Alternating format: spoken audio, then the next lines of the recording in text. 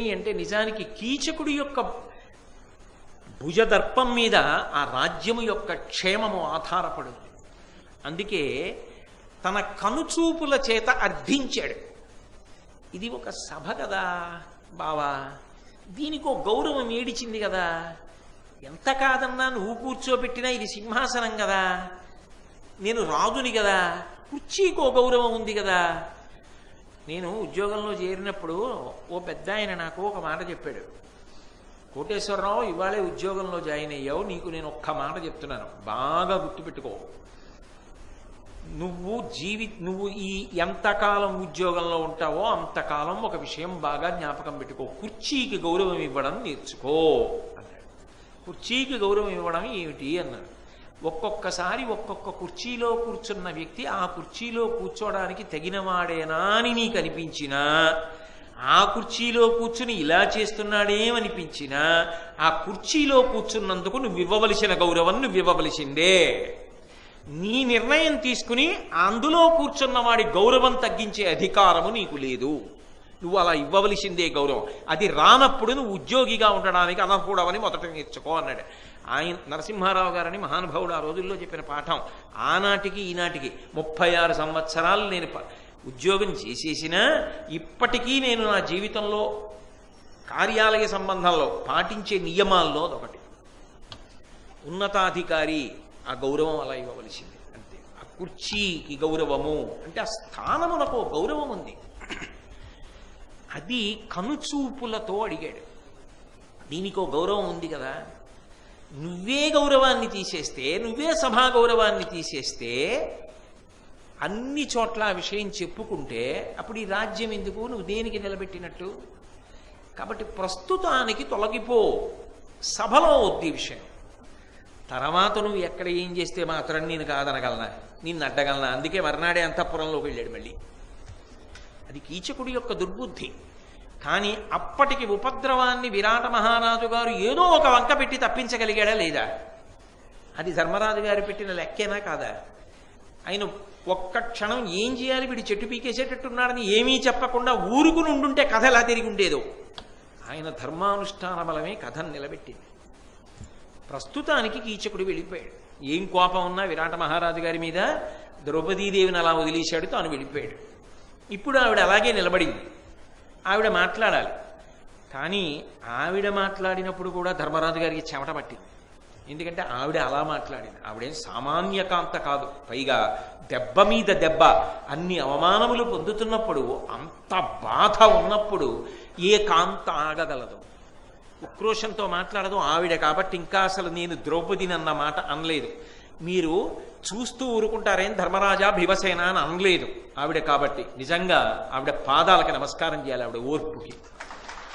ఆ తల్లి అయినా ఆక్రోశం అన్న దాన్ని వెళ్ళగక్కాలా వద్దా? అలా వెంటబడచ్చా? ఇలా అతిబల వెంట కామాతురుడైన వాడు పడుతుంటే వాడిని నిగ్రహించకపోతే రక్షణ అన్న మాటకు అర్థమేమిటి? కాబట్టి నాకు రక్షణ కావాలి, ఇక్కడ కాదు ఎప్పుడు అన్న ప్రశ్న ఆమె అడగాలా వద్దా? సభలో అడిగి తీరుతుంది ఆమె. లేకపోతే ఇవాళ అయిపోయింది, మరి వెళ్ళగానే అంతఃపురానికి ఏది రక్షణ?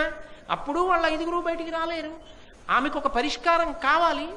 అది ఆమె మానమునకు సంబంధించిన విషయం, శీలమునకు సంబంధించిన విషయం. కాబట్టి ఆవిడ అడిగి తీరుతుంది. కానీ ఆవిడ అడిగినప్పుడు ధర్మరాజు గారికి మళ్ళీ సమస్య కొనసాగినట్టే. భీమసేనుడు ఏం ఉద్రేకం పొందుతాడో, ఆవిడ ఉద్రేకం ఎక్కడికి వెడుతుందో, ఇది ఎట్నుంచి ఎటు పరిణమిస్తుందో, ఏమవుతుంది? దాన్ని ధర్మరాజు గారు నిజంగా ఎంత చాకచక్యంగా తప్పిస్తాడు, ఎలా దీర్ఘకాలిక ప్రయోజనాన్ని సాధించగలిగాడు, అందులో ఆయన అనుష్ఠించిన ధర్మం ఆయనకి ఎంత గొప్పగా ఉపకరించింది, ధర్మము కాపాడుతుంది అనడానికి ప్రబలతార్కాణంగా అంత క్లిష్ట సన్నివేశంలో ఎలా ఈశ్వరుడు అనుగ్రహించగలిగాడు అన్న విశేషాన్ని రేపు మళ్ళీ 7 గంటలకి కలుసుకున్నప్పుడు పరిశీలనం చేద్దాం. సమయమే కదా. ఇవాళ నిజానికి చాలా కాలం ఉపాసన చేశాడనుకోండి, దానికి ఓ సిద్ధి ఉంటుంది. అంతకాలం ఉపాసన చేస్తే ఈ దేని కొరకు చేశాడో అది సిద్ధిస్తుంది. నిజానికి 13 సంవత్సరాలు వాళ్ళు 12 ఏళ్ళు అరణ్యవాసం, 1 సంవత్సరం అజ్ఞాతవాసం. 13 సంవత్సరాలు పూర్తి చేసిన తర్వాత 14వ సంవత్సరంలో వాళ్ళు రాజ్యప్రాప్తిని పొందారు. 14 రోజులు ప్రవచనం చేస్తే 15వ రోజున అంత గొప్ప శతకాన్ని ఆవిష్కరించాం. అది సిద్ధి. సిద్ధి ప్రవచనానికి ప్రతిబంధకం అనుకోకూడదు, ప్రవచనానికి ఫలితం అనుకోవాలి. కాబట్టి పరమ సంతోషంగా ఇవాళ బయలుదేరడం. మళ్ళీ రేపు 7 గంటలకు కలుసుకున్నప్పుడు మళ్ళీ భారతం మీద వ్యాఖ్యానం చేస్తారు. మంగళాశాసన పరై మదాచార్య పురోగమై సర్వైశ్చ పూర్వైరాచార్యై సత్కృతాయాస్తు మంగళం. మంగళం కోసలేంద్రాయ మహనీయ గుణాత్మనే చక్రవర్తి తనూజాయ సార్వభౌమాయ మంగళం. ఉమాకాంతాయ కాంతాయ కామితార్థప్రదాయినే శ్రీగిరీశాయ దేవాయ మలినాథాయ మంగళం. సర్వం శ్రీ ఉమామహేశ్వర పరబ్రహ్మార్పణమస్తు. స్వస్తి. నారాయణం నమస్కృత్య నరం చైవ నరోత్తమం దేవీం సరస్వతీం వ్యాసం తతో జయముదీరయేత్. హరి ఓం. పరమేశ్వర స్వరూపమైన సభకి ధర్మరాజు గారు దూరదృష్టితో ఆలోచన చేసి అజ్ఞాతవాసం భంగం కాకూడదు అని భీమసేనుడు ఉద్రేకాన్ని పొందినప్పటికీ కూడా సమయోచిత ప్రజ్ఞతో ఆయనకి ఒక సంజ్ఞ చేస్తూ మాట్లాడినటువంటి మాటల యొక్క సారాన్ని, నిగూఢమైనటువంటి భావాన్ని గమనించినటువంటి వాడై భీముడు ఆ చెట్టుని పిరికేటటువంటి ప్రయత్నాన్ని విరమించాడు. తద్వారా సభలో జరగవలసినటువంటి ఒక పెద్ద ఉపద్రవం తప్పింది.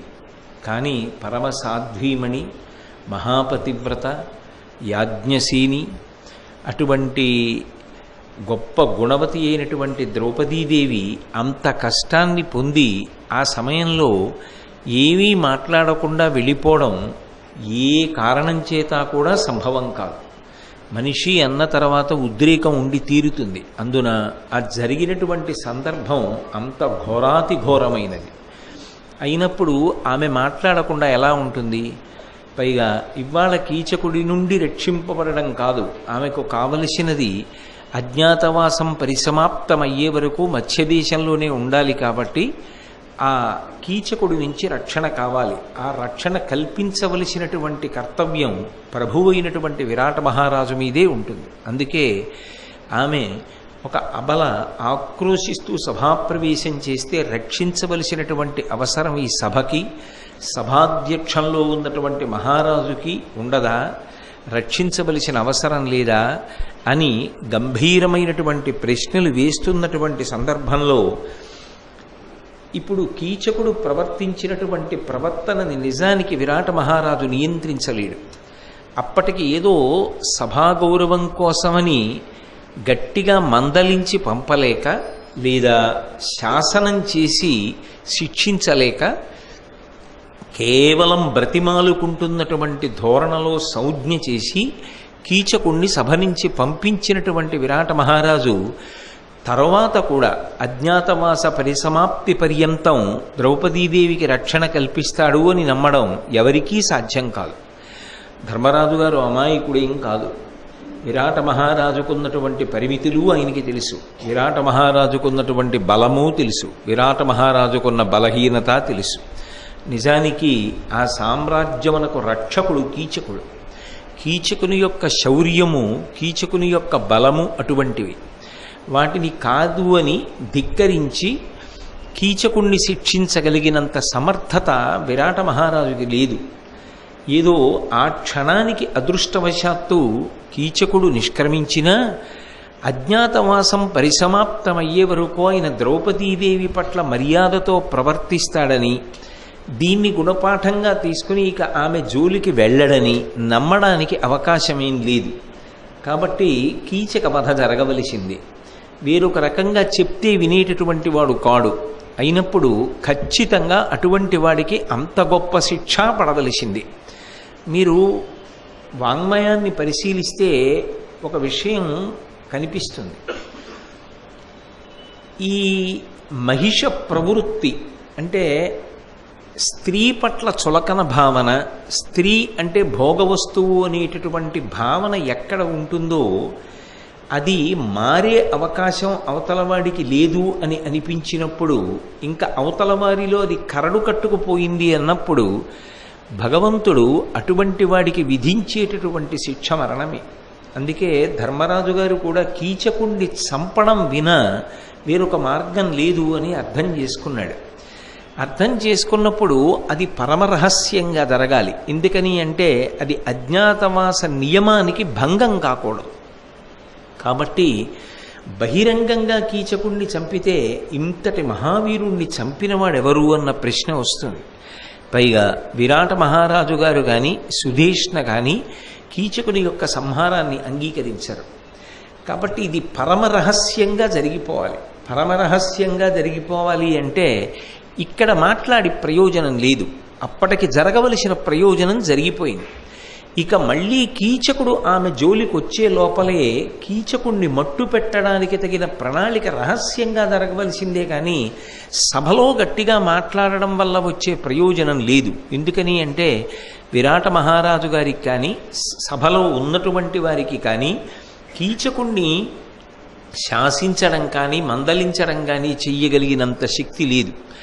కాబట్టి దుర్మార్గమైనటువంటి ప్రవర్తన ఆలోచన విధానము కలిగి ఉన్నటువంటి కీచకుడికి శిక్ష మృత్యువే. ఆ మరణమును గుట్టుగా సాధించాలి. అందుకే ద్రౌపదీదేవిని ఆ సభ నుంచి పంపించేయాలి అన్న ఉద్దేశ్యంతో ధర్మరాజు గారు ద్రౌపదీదేవి వంక తిరిగి ఒక మాట అన్నాడు. అప్పుడు ధర్మసూతి హృదయంబు కలంగ లలాట భాగమున్ కప్పగ ఘర్మవారి అధికంబగు రోషము నొందియుండియున్ తప్పగ త్రూచికొంచు తన ధైర్యము పెంపున నిర్వికారుడై ఎప్పుడు తాను పల్కు నిలుగెర్వడ ద్రౌపదిదోడ ఇట్లను. నిజానికి ధర్మరాజు గారి యొక్క మనసు కదిలిపోయింది. ధర్మరాజు గారి యొక్క మనసు కదిలిపోవడానికి కారణం ప్రధానమైనది ఏది అంటే ద్రౌపదీదేవి పొందినటువంటి అవమానం.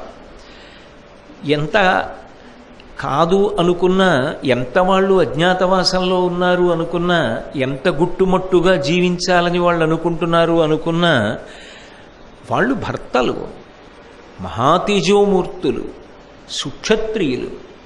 వాళ్ళ కాలం కర్మం కలిసి రాక అజ్ఞాతవాస నియమానికి లోబడి వాళ్ళు బయట పడలేకపోతున్నారు.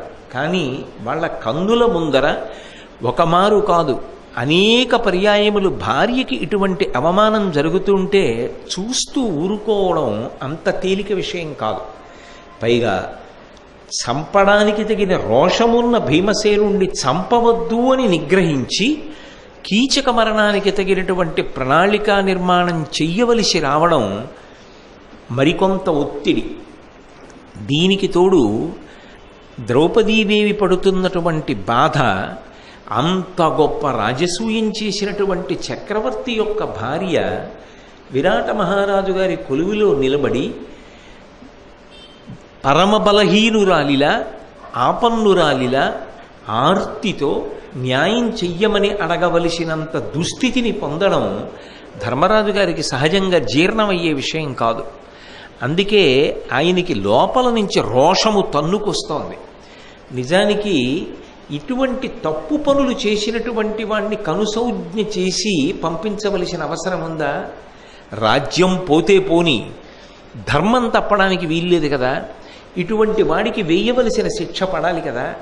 ఎక్కడ తన పదవి పోతుందోనని దుర్మార్గుడు బావమరిది అని తెలిసినా దుర్మార్గుడన్న మాట పైకి అనకుండా అప్పటికి సభ నుంచి పంపించేస్తే తన కన్నుల ముందు జరగకుండా తర్వాత ఏది జరిగినా తన దృష్టిలోకి రాలేదు కాబట్టి తన యందు దోషముండదని తప్పుకుంటున్నటువంటి విరాటరాజు గారి యొక్క బలహీనత కూడా ధర్మరాజు గారి యొక్క రోషమునకు కారణమే. ఎందుకంటే ధర్మాన్ని నమ్మినవాడు కన్నుల ముందు అధర్మం జరుగుతుంటే, ధర్మమునకు ఇబ్బంది కలుగుతుంటే తట్టుకోవడం అంత తేలిక కాదు. ఇక ద్రౌపదీదేవిని చూసినప్పుడు కలగవలసినటువంటి సహజమైన బాధ రోషము ఉండనే ఉన్నాయి. ఆ పైన ఇటువంటప్పుడు ప్రతీకారం చెయ్యవలసినటువంటి భీమసేనుణ్ణి నేను ప్రతీకారం చెయ్యకుండా నిగ్రహించవలసి వచ్చింది అన్న బాధ ఒకటి ఉంది. ఇటువంటి సమయంలో నేను ఒక్కడినేనా అర్థం చేసుకోవలసింది? నాతో పాటు భీముడు కూడా అర్థం చేసుకోవాలి కదా, సమయం ఏమిటో సందర్భం ఏమిటో. నేను అప్పటికి సమయోచిత ప్రజ్ఞతో మాట్లాడి ఆపాను కాబట్టి సరిపోయింది. లేకపోతే ఎంత ప్రమాదం సంభవించి ఉండేది. ఎవరికి వారు ఆలోచించాలి తప్ప ఆలోచనతో చేయవలసిన పనిని ఆవేశంతో చేసే ప్రయత్నం చేస్తే ప్రమాదం ఏర్పడుతుంది. ఇతపూర్వమే ఆయన ఒక మాట చెప్పాడు, చిన్న పని విషయంలో తొందరపడితే పర్వాలేదు, పెద్ద పని విషయంలో జాగరూకులై చెయ్యాలి. ఇన్ని తెలిసిండి ఇన్ని విన్నవాళ్ళు అరణ్యవాసంలో నాకే కాదు కదా చెప్పింది ఋషులు, వీళ్ళకి కూడా చెప్పారు కదా. ఇంత చటుక్కున మరిచిపోయి చెట్టు పెరకడానికి సిద్ధపడ్డాడే భీముడు, అదొక బాధ. ఇప్పటికి జరగవలసినటువంటిది జరిగిపోయింది. తర్వాత రహస్యంగా ప్రణాళికా నిర్మాణం చెయ్యాలి. ఆమెదే కాదు ఈ బాధ, ఆమె పడుతున్న బాధ కన్నా ఎక్కువ బాధ ఖచ్చితంగా మేము కూడా పొందుతున్నాం. ఇది మేము పట్టించుకోవట్లేదు అన్నట్లుగా ఇంకా దీనికి కొనసాగింపుగా దేనికి మాట్లాడుతోంది ద్రౌపదీదేవి అంటే, ఆమె బాధతో మాట్లాడడం తప్పని ఆయన ఉద్దేశ్యం కాదు.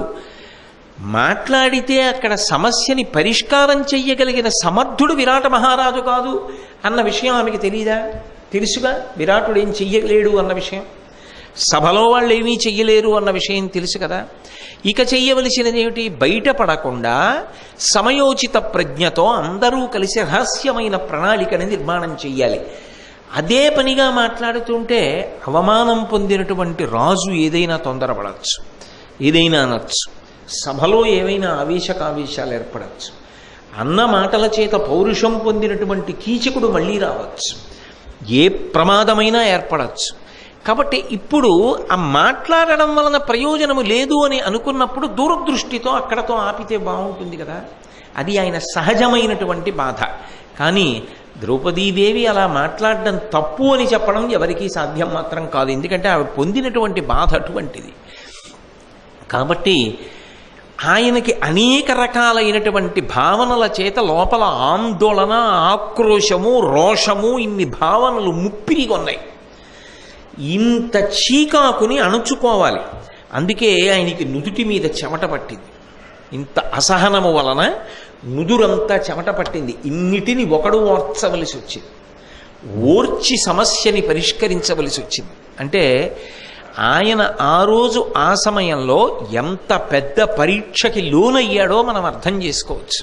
అందుకే అప్పుడు ధర్మసూతి హృదయంబు కలంగా లలాట భాగమున్ కప్పగ ఘర్మవారి, నుదురంతా కూడా చెమటలు పట్టేసి అధికంబగు రోషము నొందియుండియున్, చాలా కోపాన్ని మనసులో పొంది ఉండి కూడా తప్పక త్రోచికొంచు తన ధైర్యము పెంపున నిర్వికారుడై.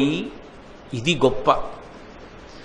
బయట గెలవడం గొప్ప కాదు, తన భావములను తాను నిగ్రహించుకోగలగడం గొప్ప.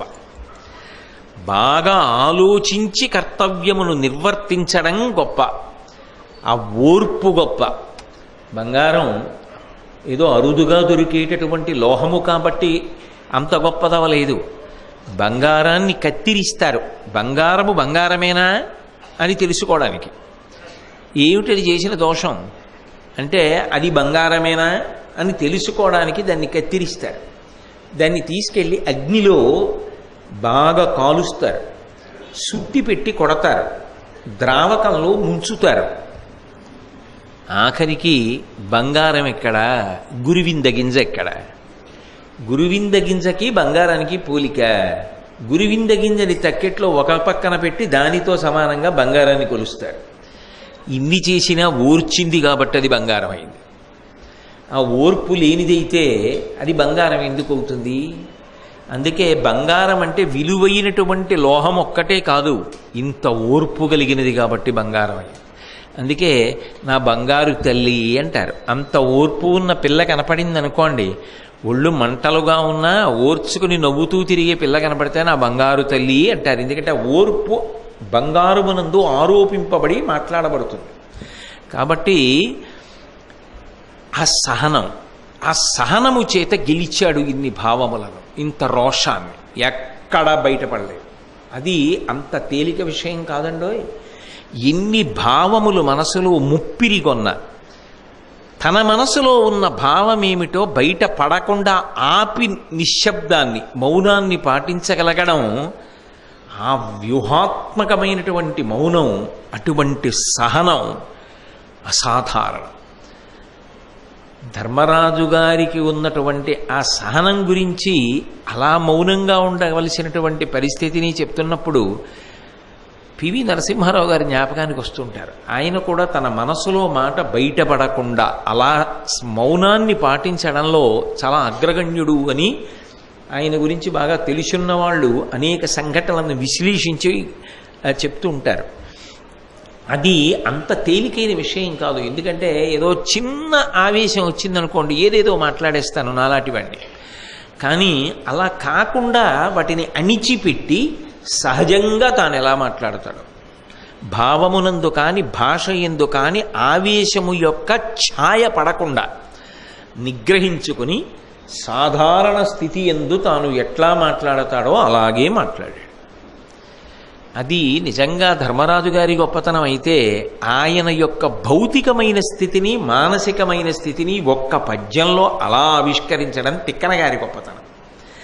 కాబట్టి అధికంబగు రోషము నొందియుండియున్ తప్పక త్రుచికొంచు తన ధైర్యము పెంపున నిర్వికారుడై ఏమీ బయటపడకుండా, ఆయన కూడా కోపం వచ్చి బయటపడ్డాడు అనుకోండి, వీళ్ళందరూ ఒక్కరోజే వచ్చారు సభలోకి, వీళ్ళందరూ ఒకరోజే చేరారు కొలువులో, ఎందుకు ఆమెకి బాధ వచ్చేటప్పటికీ ఆ భీముడికి అంత కోపం వచ్చి చెట్టు పెరకడానికి లేచాడు, ఈయనకి ఇంత కోపం వచ్చేసింది.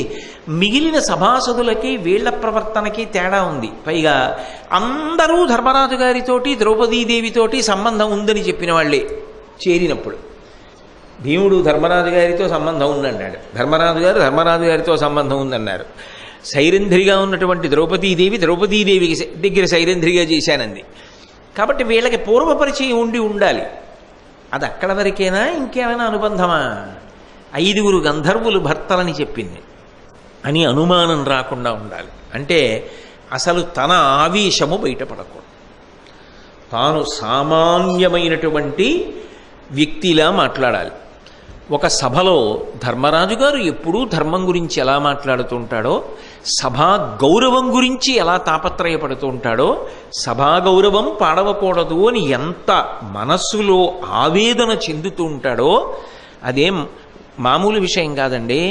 లోకంలో తన గౌరవం గురించి తాపత్రయపడే ఉంటాడు, తన ఇంటి గౌరవం గురించి తాపత్రయపడే ఉంటాడు, తాను ఉన్న ఊరు గౌరవం గురించి తాపత్రయపడేవాడు ఉంటాడు. కానీ తాను వెళ్ళి కూర్చున్నటువంటి సభ యొక్క గౌరవం గురించి తాపత్రయపడడం నా దృష్టికి సంబంధించినంత వరకు ఉత్తమ పురుష లక్షణం.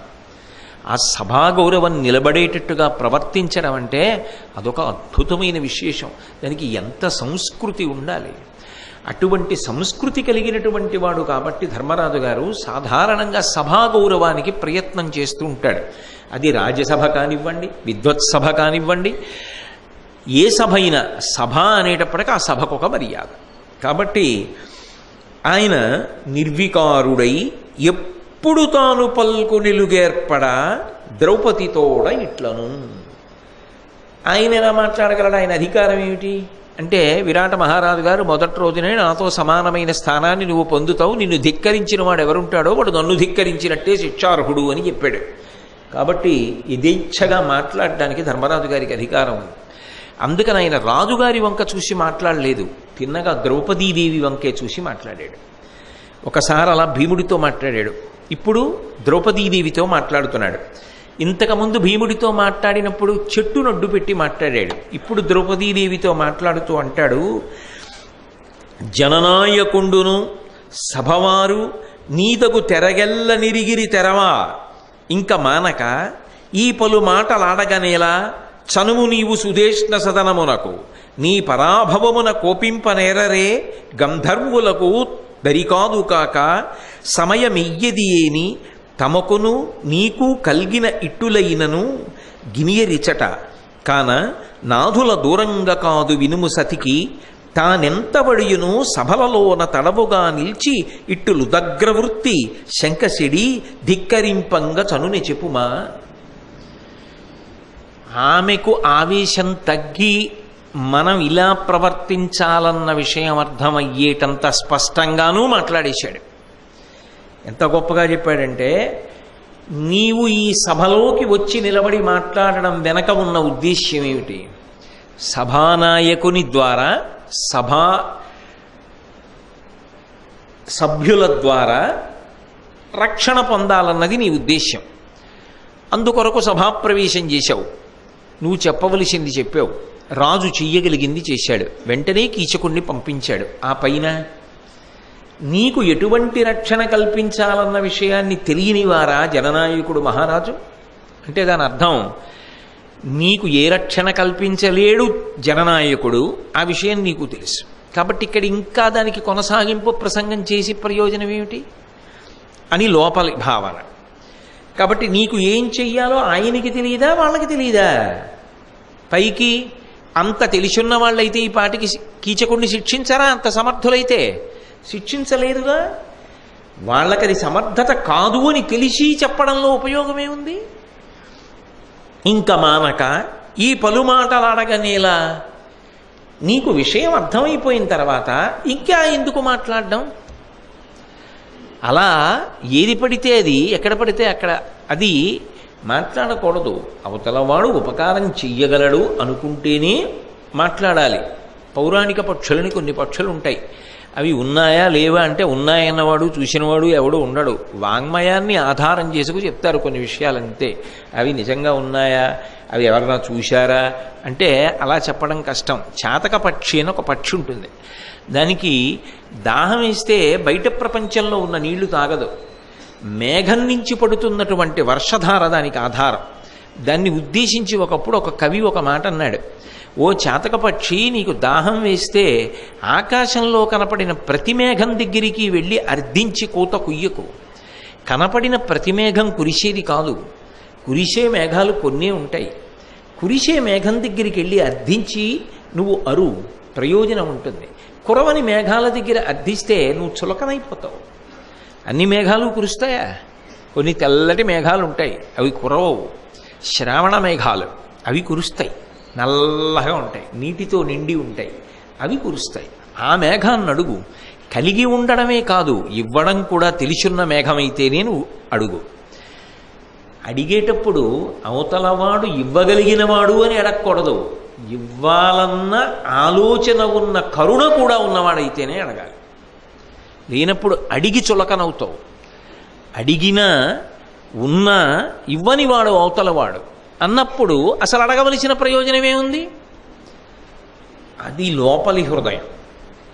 ఒక పద్యాన్నే భావాలన్నీ దాచుకుని అల్లుతున్నాడు ధర్మరాజు గారు.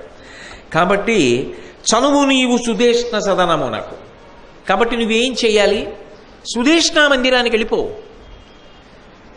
నీ పరాభవమున కోపింపనేరరే గంధర్వులకు దరికాదుగాక. నీకు ఈ అవమానం జరిగింది కదా, నీకు ఈ అవమానం జరిగినప్పుడు మొట్టమొదట కోపం ఎవరికి రావాలి? నీ భర్తలకి రావాలి. 5 గంధర్వులు నీకు భర్తలని చెప్పావు కదా, ఖచ్చితంగా వాళ్ళకి కోపం వచ్చి ఉండాలి కదా. కోపం వచ్చినప్పుడు వాళ్ళు ఏం చేయాలి? వెంటనే ప్రతీకారం చెయ్యాలి కదా. భార్య జోలికి వచ్చినప్పుడు భర్త ఊరుకోడు కదా, సహజంగా ఆక్రోశం ఉంటుంది కదా. అయినప్పుడు ఆ భర్త జోక్యం చేసుకోవాలి కదా. 5 భర్తలకు ఇల్లాలిని అని చెప్పావు కదా. కానీ వాళ్ళు గంధర్వులకు దరిగాదు కాక సమయమెయ్యదియేని తమకును నీకు కల్గిన ఎట్టులైనను గినియరిచట. ఏదో కారణం ఉంది. ఆ 5 ఎందుకో ఇప్పుడు జోక్యం చేసుకోలేదు. వాళ్ళు ఎందుకు జోక్యం చేసుకోలేదు? ఎందుకు ప్రతీకారం చేయలేదు ఇప్పుడు? అంటే ఇది సమయము కాదని వాళ్ళు అనుకుని ఉండాలి. వాళ్ళు ఇది సమయము కాదని ఎందుకు అనుకుని ఉండుంటారో నీకు తెలియాలి, వాళ్ళకి తెలియాలి. మరి నీకు తెలిసిన్నప్పుడు ఇంకిక్కడ మాట్లాడడం ఎందుకు అసలు? దానికి సమయమేదో నిర్ణయింపబడుతుందన్నది అంతర్లీనమేగా. వేరొక సమయము నిర్ణయింపబడవలసిన అవసరం ఉన్నది. అది ఇక్కడ జరగదు సభలో. అజ్ఞాతమాసములో మరింత అజ్ఞాతంగా జరుగుతుంది ఆ నిర్ణయం. కాబట్టి ఇక్కడ ఎందుకు మాట్లాడుతున్నావు? ఎంత అందంగా మాట్లాడుతున్నాడో చూడండి. ఏమిటి, ఎక్కడ తొట్టుపాటు పడకుండా, ఎవరికీ అర్థం కాకుండా, కానీ చెప్పేది మాత్రం ఒక్క ద్రౌపదీదేవికి మాత్రమే అర్థం అవ్వాలి. అందుకని కాననాథుల దూరంగా కాదు వినుము సతికి. ఎందుకు అనవసరంగా నా భర్తలు నన్ను రక్షించలేదు అన్న మాట వాడుతూ నీ భర్తల్ని ఎందుకు అవమానం చేస్తావు? వాళ్ళకి కోపం లేదని ఎందుకు అనుకుంటున్నావు? ప్రతీకారీచ్ఛ లేదని ఎందుకు అనుకుంటున్నావు? సమయం కాదని వాళ్ళు ఊరుకున్నారని ఎందుకు అనుకోవట్లేదు నువ్వు? వాళ్ళు ఎందుకు జోక్యం చేసుకోవట్లేదో నీకు తెలిసి ఉండాలి కదా. సభలో నిలబడి భర్తల్ని నింద చెయ్యవలసిన అవసరం ఏముంది? తానెంతబడియును సభలలోన దడవుగా నిలిచి ఇట్లు ఉదగ్రవృత్తి శంకసెడి ధిక్కరింపంగా చనుని చెప్పుమా. నిస్సందేహంగా నీకు బాధ కలిగింది, కాదనను. కానీ సభలో నిలబడి అందరినీ ధిక్కార ధోరణితో మాట్లాడుతూ ప్రసంగం చేయడం అనేటటువంటిది అంత సబబుగా అనిపిస్తుందా? కాబట్టి నువ్వు సుధేష్ణ మందిరంలోకి వెళ్ళిపో అంటే ఆయన అన్యాపదేశంగా చెప్పేది ఏది అంటే నీ కోరిక తీరుతుంది, ఖచ్చితంగా కీచకుడు మరణిస్తాడు. కానీ అది ఇక్కడ చెప్పేది కాదు, ఇక్కడ ఆలోచించేది కాదు. కాబట్టి కొంత తడవు నువ్వు వేచి ఉండవలసి ఉంటుంది. ఇక్కడ మాట్లాడి ప్రయోజనం లేదన్నప్పుడు మాట్లాడడం అనవసరం, బయటపడడమే తప్ప ఉపయోగం ఉండదు. అంటే ఆయన ఏమనుకున్నాడంటే ద్రౌపదికి అర్థమవుతుంది భీముడు ఎలా ఆగాడో ఆవిడ అలాగే ఆగుతుంది. ఎందుకని అంటే సహజంగా గొప్ప విదుషీమణి, మహాపతివ్రత, అన్నిటినీ మించి అందరిలా జన్మించినది కూడా కాదు ఆవిడ. ఆవిడ యాజ్ఞసేని, యజ్ఞకుండంలోంచి ఆవిర్భవించింది. ఎంత గొప్ప తల్లి ద్రౌపదీదేవి! ఆమె అక్కడతో అర్థం చేసుకుని వెళ్ళిపోతుంది అని ఆయన ఉద్దేశ్యం. అది ఆయనకు భార్య మీద ఉన్న గౌరవం అయ్యుండి ఉండవచ్చు, లేదా ఆమె పరిణితి మీద నమ్మకంతో ఆయన అక్కడతో పూర్తవుతుందనుకుని ఉండి ఉండవచ్చు. కానీ ఆమె పొందిన బాధ సామాన్యమైన బాధ కాదు. అది ఒడ్డున కూర్చుని మనం తీర్పు చెప్పి ఇక్కడతో ఆగిపోవాలని చెప్పడానికి అదేదో వీధిలో పెడుతుంటే తగిలిన చిన్న ఎదురు దెబ్బ కాదు. దెబ్బ మీద దెబ్బ తగిలి పుండు అస్తమానం పుల్లతో కెలకబడిన మానసికమైనటువంటి గొప్ప క్లేశం అయినప్పుడు ఆమె ఆక్రోశం అక్కడతో ఆగిపోతుందని చెప్పడం అంత చిన్న విషయం కాదు. ఎందుకంటే చూడండి, లోకంలో ఒక పోకడ ఉంటుంది. ఒక్కొక్కసారి ఒక్కొక్కటి భరించేయడానికి అనుకూలంగా ఉంటుంది. కానీ ఒకసారి భరిస్తారు, 2 సార్లు భరిస్తారు.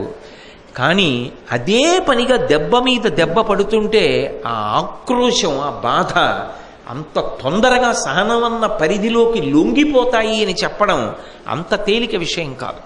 ఎందుకనంటే బాధ ద్విగుణీకృతం అవుతుంది. అయినప్పుడు ఖచ్చితంగా దాని గురించి ఆక్రోశించడం కూడా ఎక్కువ ఉంటుంది. అందుకే ఆమె వెళ్ళలేదు. ఆమె అలాగే నిలబడి ఏదో మాట్లాడబోయింది. ఆయన బాధ ఏమిటంటే ఈమె మాట్లాడితే అంత సామాన్యంగా ఏం మాట్లాడదు, అంత అమాయకురాలు ఏం కాదు.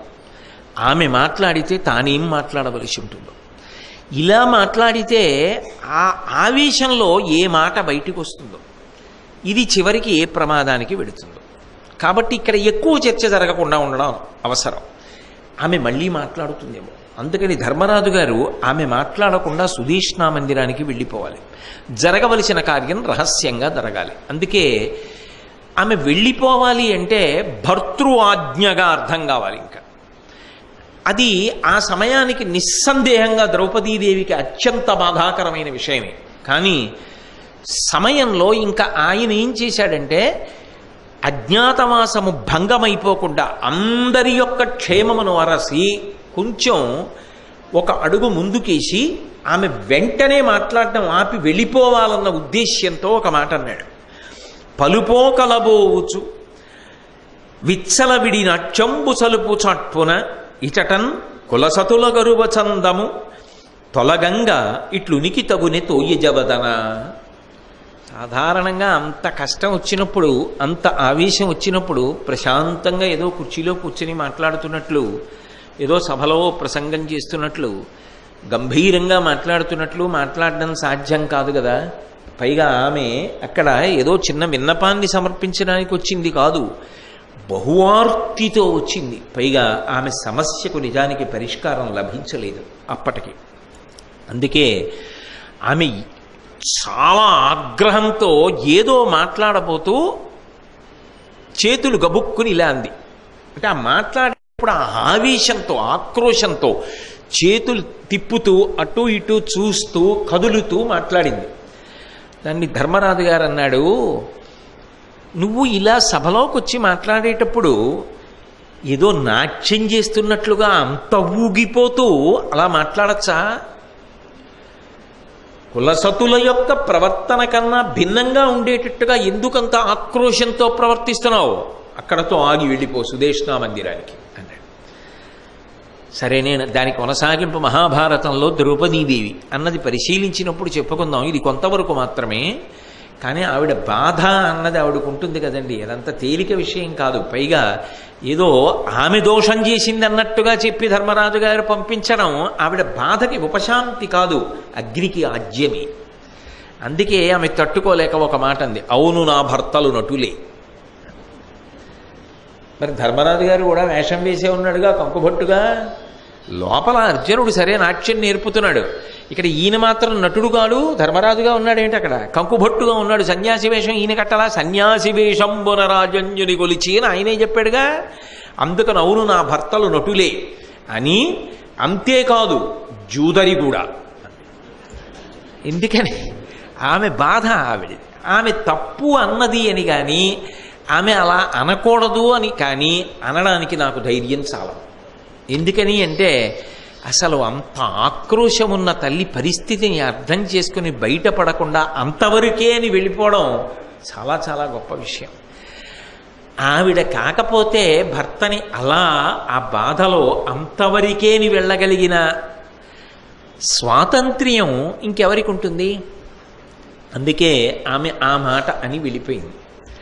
అప్పటికి పెద్ద ప్రమాదం తప్పింది. కానీ ఇక్కడ ఒక విషయాన్ని గమనించాలి.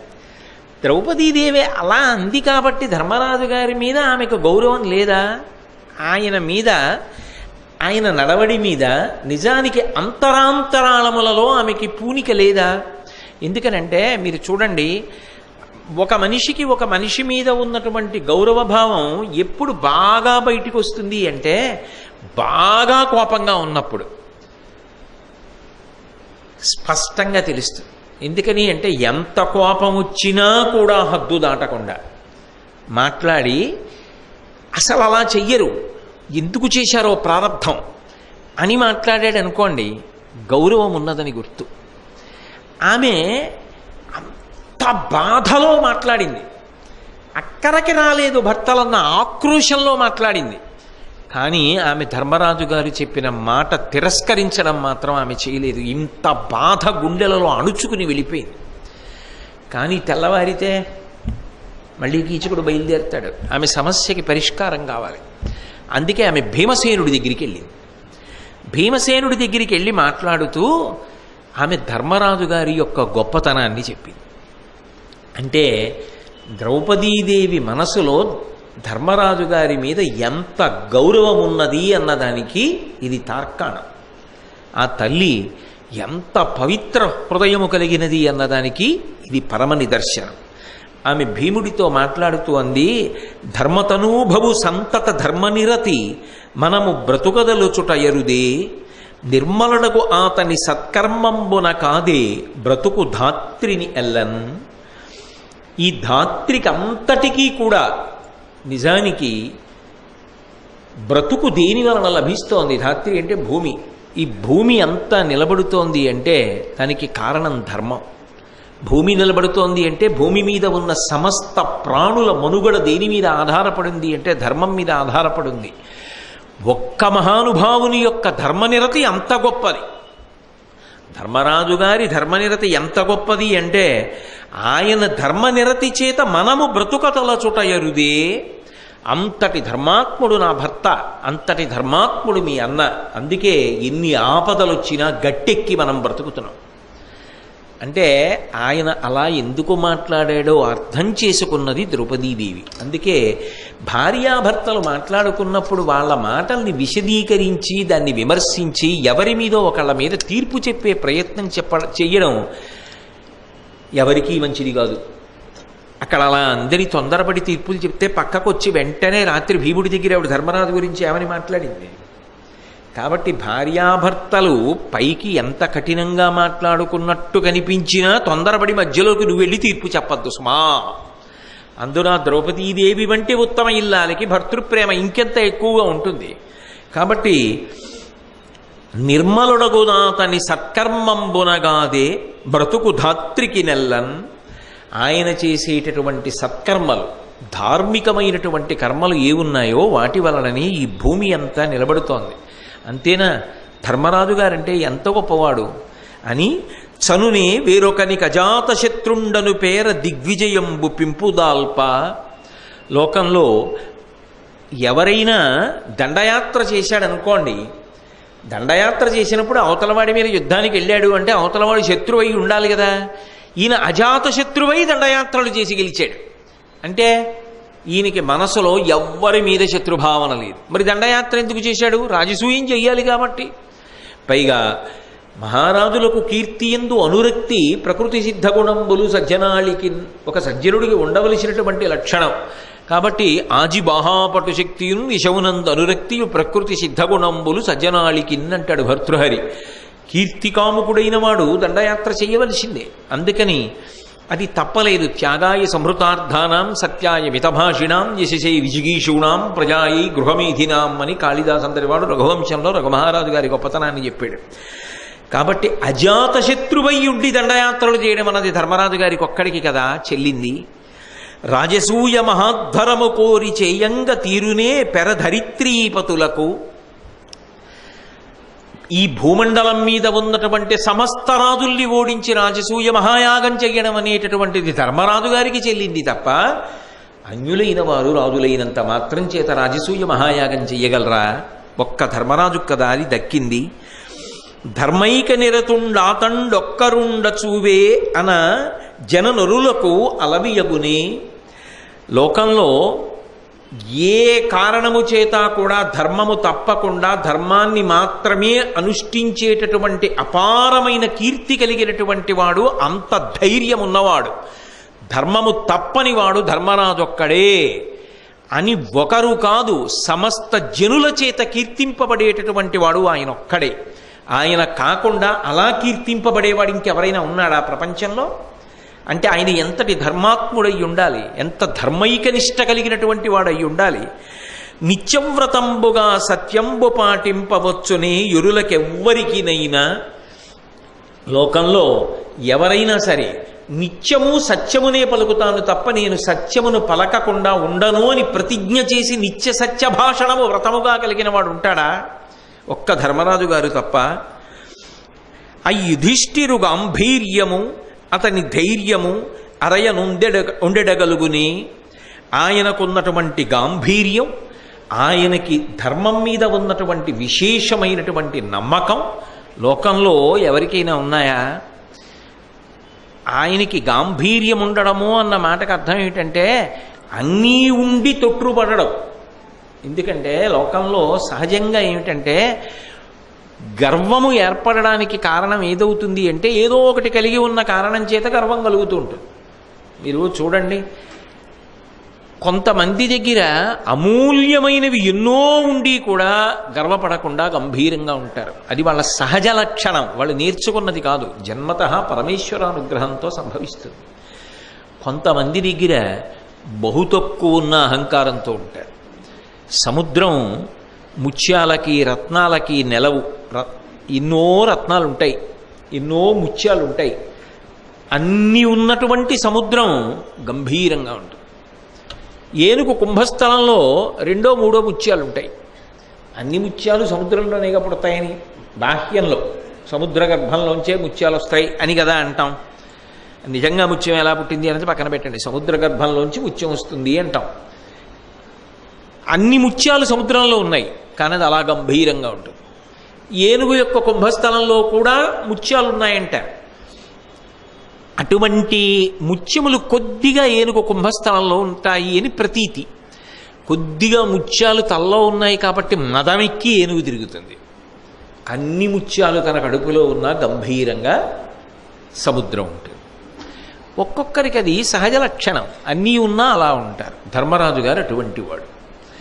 ఆయనకి లేని గుణం లేదు, కానీ ఆయనకి అవిధేయత లేదు, అవినయం లేదు, ఎప్పుడూ వినయంతో ఉంటాడు. కాబట్టి ఆయనకి ధర్మం మీద ఉన్న నమ్మకం, ఆయనకున్న గాంభీర్యం లోకంలో ఎవరికైనా ఉంటుందా? అతడు కీర్తిధరుడు, కరుణోత్తరుండు, మహీసుర సమృద్ధికరుడు, నిజవంశకరుడు, ఉపకారపరుడు. ఏమి చెప్తోందో ధర్మరాజు గారి గురించి, అది ఆమెకి ధర్మరాజు గారి పట్ల ఉన్న భక్తి. కాబట్టి తొందరపడి ఏ నిర్ణయాన్ని ఒక చిన్న సంఘటన ఆధారం చేసుకొని చెప్పడం సాధ్యం కాదు. అందుకే అతడు కీర్తిధరుడు, మహానుభావుడు, అపారమైన కీర్తి కలిగిన వాడు, కరుణోత్తరుండు, అపారమైన దయ కలిగినటువంటి వాడు, మహీసుర సమృద్ధికరుడు. భూమి మీద ఉన్నటువంటి సురులు అని పేర్గాంచినటువంటి వారందరికీ కావలసినటువంటి సమస్త వస్తు సముదాయమును దానము చేయగలిగినటువంటి దక్షత కలిగిన వాడు, నిజ వంశకరుడు, వంశానికంతటికీ కూడా కీర్తి తెచ్చినటువంటి వాడు, ఉపకారపరుడు, అందరికీ ఉపకారం చేసేవాడు. ఎందుకని అంటే లోకంలో ధనమున్న వాళ్ళందరూ లేని వాళ్ళకి ఇచ్చి వాళ్ళ యొక్క జీవితాల్ని ఒబ్బిడి చెయ్యగలిగిన వాళ్ళు అయి ఉండాలని నియమం లేదు. కానీ ధర్మరాజు గారు ఎంత ధనవంతుడో అన్ని దానములు చేసి లోకంలో అంతమందిని ఆదుకున్నవాడు దయాగుణం చేత. ఎంత శౌర్యమున్నవాడో అంత సహాయము ఆపన్నులైన వారికి అందించినవాడు. అందుకే ధర్మరాజు గారి పేరు చెప్పేటప్పటికి లోకమంతా సంతోషిస్తుంది. ఈ రెండు గుణముల చేత లోకమును ఆనందపరుస్తాడు. శౌర్యము చేత ఆపన్నులను ఆదుకున్నాడు. ఆయన దగ్గర ఉన్నటువంటి ధనము చేత అవసరమున్న వారికి ప్రయోజనమును కల్పించి వాళ్ళు జీవితంలో అభ్యున్నతిని పొందేటట్టుగా చేశాడు. అందుకే లోకమంతటి చేత పొగడబడినటువంటి వాడు. అటువంటి వాడయా ధర్మరాజు అంటే. ఆ ధర్మరాజు గారు తప్పు నిర్ణయం ఎందుకు చేస్తాడు అని, యవ్వని వాకిట నిభమద పంకంబు రజభూషణరజో రాజినడగు, యవ్వాని చారిత్రమెల్లలోకములకు నొజ్జయై వినయంబు నరపుగరపు, యవ్వని కడకంట నివ్వెటిల్లెడు చుట్కి మానిత సంపదలినుచుండు, యవ్వని గుణలత నేడు వారాసుల కడపటి కొండపై కలయబ్రాకు, అతడు భూరిప్రతాప మహాప్రదీప దూర విఘటిత గర్వాంధకార వైరి వీర కోటీర మణిఘృణి వేష్టితాంఘ్రితలుడు, కేవలమర్చుడే ధర్మసుతుడు. ఆయన గురించి చెప్తూ, యవ్వనివాకిట నిభమద పంకంబు రాజభూషణరజో రాజినడగు. ధర్మరాజు గారు సింహాసనం మీద కూర్చునుండగా ఆయన యొక్క దర్శనం చేసుకోవడం కోసమని ఎందరో సామంతులైనటువంటి మహారాజులు లోపలికి వెళ్ళడం కోసమని చెప్పి ఒకరినొకరు తోసుకుని వెడుతుంటే వాళ్ళు పెట్టుకున్నటువంటి మణిభూషణములు ఒకదానితో ఒకటి ఒరుసుకుని ఆ రత్నములు వజ్రములు వైఢూర్యములు వీటి యొక్క పొడి నేల మీద దుమ్ము పడినట్టుగా పడుతుందిట. ఇది గాలికి ఎగరకుండా ఉండడం కోసం బయట నిలబడినటువంటి మదగజముల నుండి స్రవించినటువంటి మదజలధారల చేత తడపబడి ఆ రత్నముల యొక్క ధూళి పైకి లేవకుండా అణచబడుతుందిట. ధూళి లేవకుండా కళాబీచగినట్టు. ఇంత వైభవం ఉన్నవాడయా ధర్మరాజంటే. యవ్వనివాకిట నిభమద పంకంబు రాజభూషణరజో రాజినడగు, యవ్వని చారిత్రమెల్లలోకములకు నొజ్జయై వినయంబు నరపుగరపు. ఏ మహానుభావుని యొక్క జీవిత చరిత్ర ఈ లోకంలో వాళ్ళకి కాదు, సమస్త లోకంలో ఉన్న వాళ్ళకి వినయం అంటే ఏమిటో ధర్మరాజు గారిని అడిగి నేర్చుకోండి. ధర్మరాజు గారి కథ చదువుకుని నేర్చుకోండి. ధర్మరాజు గారిని చూసి నేర్చుకోండి అని గురువై ఉపాధ్యాయుడై నిలబడుతుందో అంత గొప్ప నడవడి కలిగినటువంటి వాడు. యవ్వని కడగంట నివ్వటిల్లెడు చుట్కి మానిత సంపదలినుచుండు. ఎవరి కడగంట చూపు ఒక్కసారి ఇలా కంటి చివరి భాగం నుంచి చూసినంత మాత్రం చేత ఆయన యొక్క ఆ చూపు ఉన్నదే, ఆ చూపు అపారమైన ఐశ్వర్యాన్ని కల్పిస్తుందో. ఏదో మనం ఆ మూక పంచశతి మొదలైనటువంటి వాటిల్లో అమ్మవారి యొక్క ఆ కడగంటి చూపు యొక్క గొప్పతనాన్ని మూకశంకరులు వర్ణించి ఏకంగా శతకం చేశారే, అలా అంత గొప్ప చూపు. ఆయన చూపు పడితే లక్ష్మీ కటాక్షం కలుగుతుంది. అలా ఐశ్వర్య సమృద్ధినివ్వగలిగినటువంటి ధర్మరాజు యవ్వని గుణలత లేడువారాసుల కడపటి కొండపై కలయబ్రాకు. ఏ మహానుభావుని యొక్క గుణములనేటటువంటి తీగలు అల్లుకుంటూ అల్లుకుంటూ అల్లుకుంటూ బయలుదేరి సప్త సముద్రాలు దాటి చక్రవాళ పర్వతాన్ని కూడా ఎక్కిపాకుతున్నాయో, అంటే ఎవని యొక్క గుణములను 7 సముద్రముల అవతల కూడా చెప్పుకుంటుంటారో అంత కీర్తిని గణించినవాడో, అతడు భూరిప్రతాప మహాప్రదీప దూర విఘటిత గర్వాంధకార వైరి వీర కోటీర మణిఘృణి వేష్టితాంఘ్రితలుడు. ఎవని యొక్క పరాక్రమమనేటటువంటి తేజస్సు, చాలా గొప్పవాళ్ళమనేటటువంటి శత్రువీరుల యొక్క మదం అనేటటువంటి అహంకారాన్ని, ఆ అంధకారాన్ని దూరంగా పోగొట్టగలిగినటువంటి శక్తి కలిగినటువంటిదో, ఇంతమంది ఆయన చేత ఓడింపబడినటువంటి మహారాజులు వచ్చి ఆయన పాదముల దగ్గర తల వంచి నమస్కరిస్తున్నప్పుడు వాళ్ళ యొక్క కిరీటములలో పొదగబడినటువంటి మణుల యొక్క కాంతుల చేత నీరాజనములు ఈయబడినటువంటి పాద ద్వంద్వము కలిగినటువంటి వాడో. కాబట్టి అతడు భూరిప్రతాప మహాప్రదీప దూర విఘటిత గర్వాంధకార వైరి వీర కోటీర మణిఘృణి వేష్టితాంఘ్రితలుడు కేవలమర్చుడే ధర్మసుతుడు. అటువంటి ధర్మరాజు గారు కేవలం మర్త్యుడా, పుట్టి చచ్చిపోయేవాడా? ఆయన చరిత్ర లోకంలో యుగాల తర్వాత కూడా శాశ్వతంగా ఉండిపోతుంది. అంతటి మహాపురుషుడయా ధర్మరాజు అంటే. అటువంటి ధర్మరాజు గారి మీద నాకున్నటువంటి గౌరవం చెక్కు చెదరనిది, ఆ నిబద్ధత అటువంటిది. అటువంటి మహితాత్ముడు ఆయనకి ఇల్లాలినైనందుకు నేను ఎంతో సంతోషిస్తున్నాను.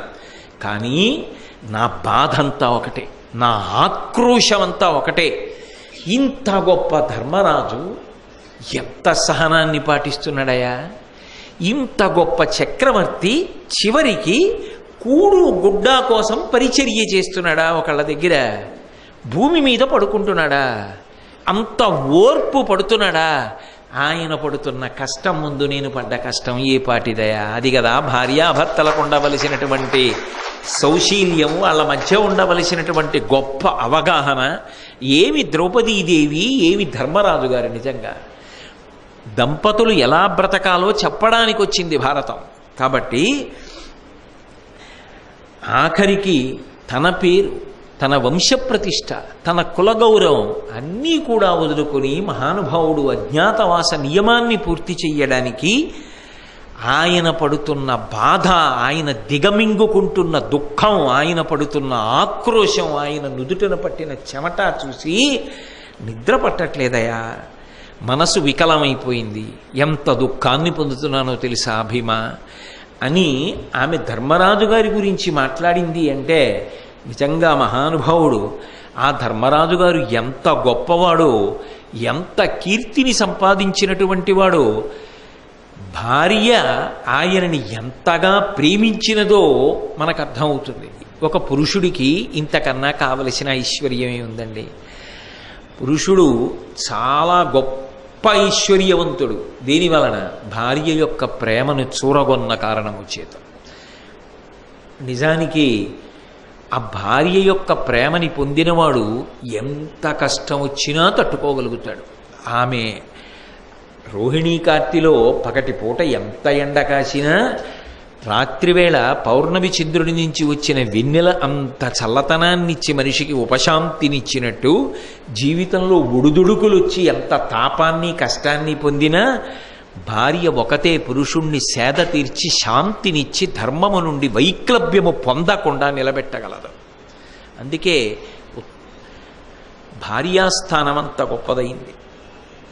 అటువంటి ధర్మరాజు గారు తరువాతి కాలంలో చాలా జాగ్రత్తగా ప్రణాళికా నిర్మాణాన్ని చేశాడు. పాండవులు పాటించారు. అందుకే కీచక సంహారం అయిపోయింది, ఉపకీచక సంహారం అయిపోయింది. ద్రౌపదీదేవి యొక్క మనసు శాంతించింది. కానీ అజ్ఞాతవాసం యొక్క సమయం అయిపోతోంది. కానీ పాండవుల యొక్క జాడ మాత్రం దుర్యోధనుడు కనిపెట్టలేకపోయాడు. వెళ్ళినటువంటి వేగుల వాళ్ళందరూ కూడా, గూఢచారులందరూ కూడా తిరిగి వచ్చారు. సభలో ఉండగా దుర్యోధనుడిని స్తోత్రం చేశారు. అన్ని చోట్ల వెతికాం, కానీ మాకెక్కడా అసలు పాండవుల జాడే కనపడలేదు. అంటే దుశ్శాసనుడు అన్నాడు, ఇంకా వాళ్ళు ఎక్కడ బ్రతికుంటారు, ఎప్పుడో మరణించి భూమిలో కలిసిపోయి భూమి మీద గడ్డి కూడా ములిచి ఉంటుంది, ఇంకా పాండవుల కోసం వెతకడం ఏమిటన్నాడు. గురువు కరు ద్రోణాచార్యుల వారు, ఆయన ఆ మాట తట్టుకోలేకపోయాడు. తొందరపడకు దుశ్శాసన, వాళ్ళు ధర్మాత్ములు, ధర్మాన్ని నమ్ముకున్న వాళ్ళు నశించిపోవడం అన్న మాట లోకంలో ఉండనే ఉండదు. వాళ్ళ జోలికెళ్ళిన వాళ్ళు నశించిపోతారు. కాబట్టి నువ్వు తొందరపడకన్నాడు. అప్పుడు భీష్మాచార్యుల వారు ఓ మాట చెప్పాడు. మీరు ఇలా అనడానికి వీల్లేదు. ఏదో పాండవులు నశించిపోయి ఉంటారు అని అనుకోకండి. మీరు పాండవులు బయట దొరుకుతారు అని వెతుకుతున్నారు. పాండవులు బయట దొరుకుతారు అని వెతికితే వాళ్ళని భౌతిక రూపాలతో పట్టుకోవడం మీకు సాధ్యం కాదు. ఎందుకు సాధ్యం కాదు అంటే వాళ్ళ ధర్మం వాళ్ళని కాపాడుతూ ఉంటుంది. అంటే పట్టుకోవడానికి వెళ్ళినటువంటి వాడికి నిజంగా వాళ్ళు కనపడ్డా వాళ్ళే వీళ్ళు అన్న భావన కలగకుండా బుద్ధి విస్మృతి పొందుతుంది. ఆ సమయానికి బుద్ధి అలా విస్మృతి పొందిందనుకోండి, వాడికి అలా అనిపించారు, వెళ్ళిపోతారు. వాళ్ళ ధర్మం వాళ్ళని కాపాడుతుంటుంది. కానీ ఒక్కలా వాళ్ళు ఉన్నారని గుర్తుపట్టవచ్చు.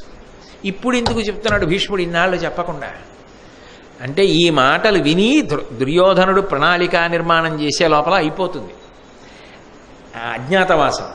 దుర్యోధనుడు తప్పు లెక్కలో ఉన్నాడు, ఇంకా చాలా నెలలు ఉందనుకుంటున్నాడు, కొద్ది రోజులు కూడా లేదు. కాబట్టి దుర్యోధనుడు కూడా బుద్ధి విస్మృతి పొందే ఉన్నాడు. వాళ్ళ ధర్మం ఇక్కడ వీణ్ణి ఆదమరిచేటట్టు చేసేసింది. కాబట్టి ఇప్పుడు భీష్ముడు పాండవుల్ని పట్టుకోవడం అలా సాధ్యం కాదు. కానీ పాండవులు, ప్రత్యేకించి ధర్మరాజు గారు ఈ ఊళ్ళో ఉన్నాడు అని పట్టేయచ్చు.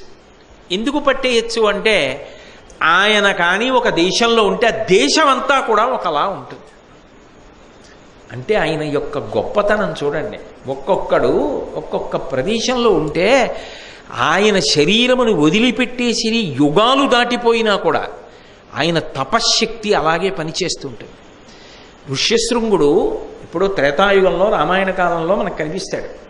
ఆ ఋష్యశృంగుడు తపస్సు చేసిన ఫలితానికి కలియుగంలో శంకరాచార్యుల వారు ఆ శృంగగిరి పీఠ ప్రాంతంలో పర్యటిస్తున్నప్పుడు, అప్పటికి పీఠం లేదు, తర్వాత శంకరాచార్యులు వారు పెట్టారు, మంచి ఎండకి శోషించిపోతున్న కప్పకి నాగుపాం పడగ పట్టి సేద తీర్చి. అవి జన్మతః శత్రుత్వం ఉన్న ప్రాణులు. దానికి ఏం కారణం ఉండదు శత్రుత్వానికి. జన్మతః శత్రుత్వం ఉంటుంది కొన్ని ప్రాణులకు. ఎలక, పిల్లి, కుక్క, పంది, పాము, కప్ప, ఇవన్నీ జన్మశత్రుత్వాలు. వాటికి పుట్టుకతోనే శత్రుత్వం ఉంటుంది. అటువంటిది నాగుపాము కప్ప బాధపడుతుంటే సేద తీరడానికి పడగబట్టి నీడ కల్పించిందా అంటే పుట్టుకతో వైరం ఉండవలసిన ప్రాణుల మధ్య వైరం అంతరించింది. అంటే ఇక్కడ ఏదో దివ్యశక్తి ఉండాలని ఆయన దివ్య దృష్టితో చూశారు. ఋష్యశృంగుడి యొక్క తపస్సు చేసిన ప్రదేశం, అందుకే ప్రాణుల మధ్య వైరభావనలు ఉండవు. అంత గొప్ప ప్రదేశం ఇది. కాబట్టి ఇక్కడ నేను పీఠం పెట్టాలని చెప్పి శృంగగిరి పీఠంలో ఆయన శారదా పీఠాన్ని ఏర్పాటు చేశారు.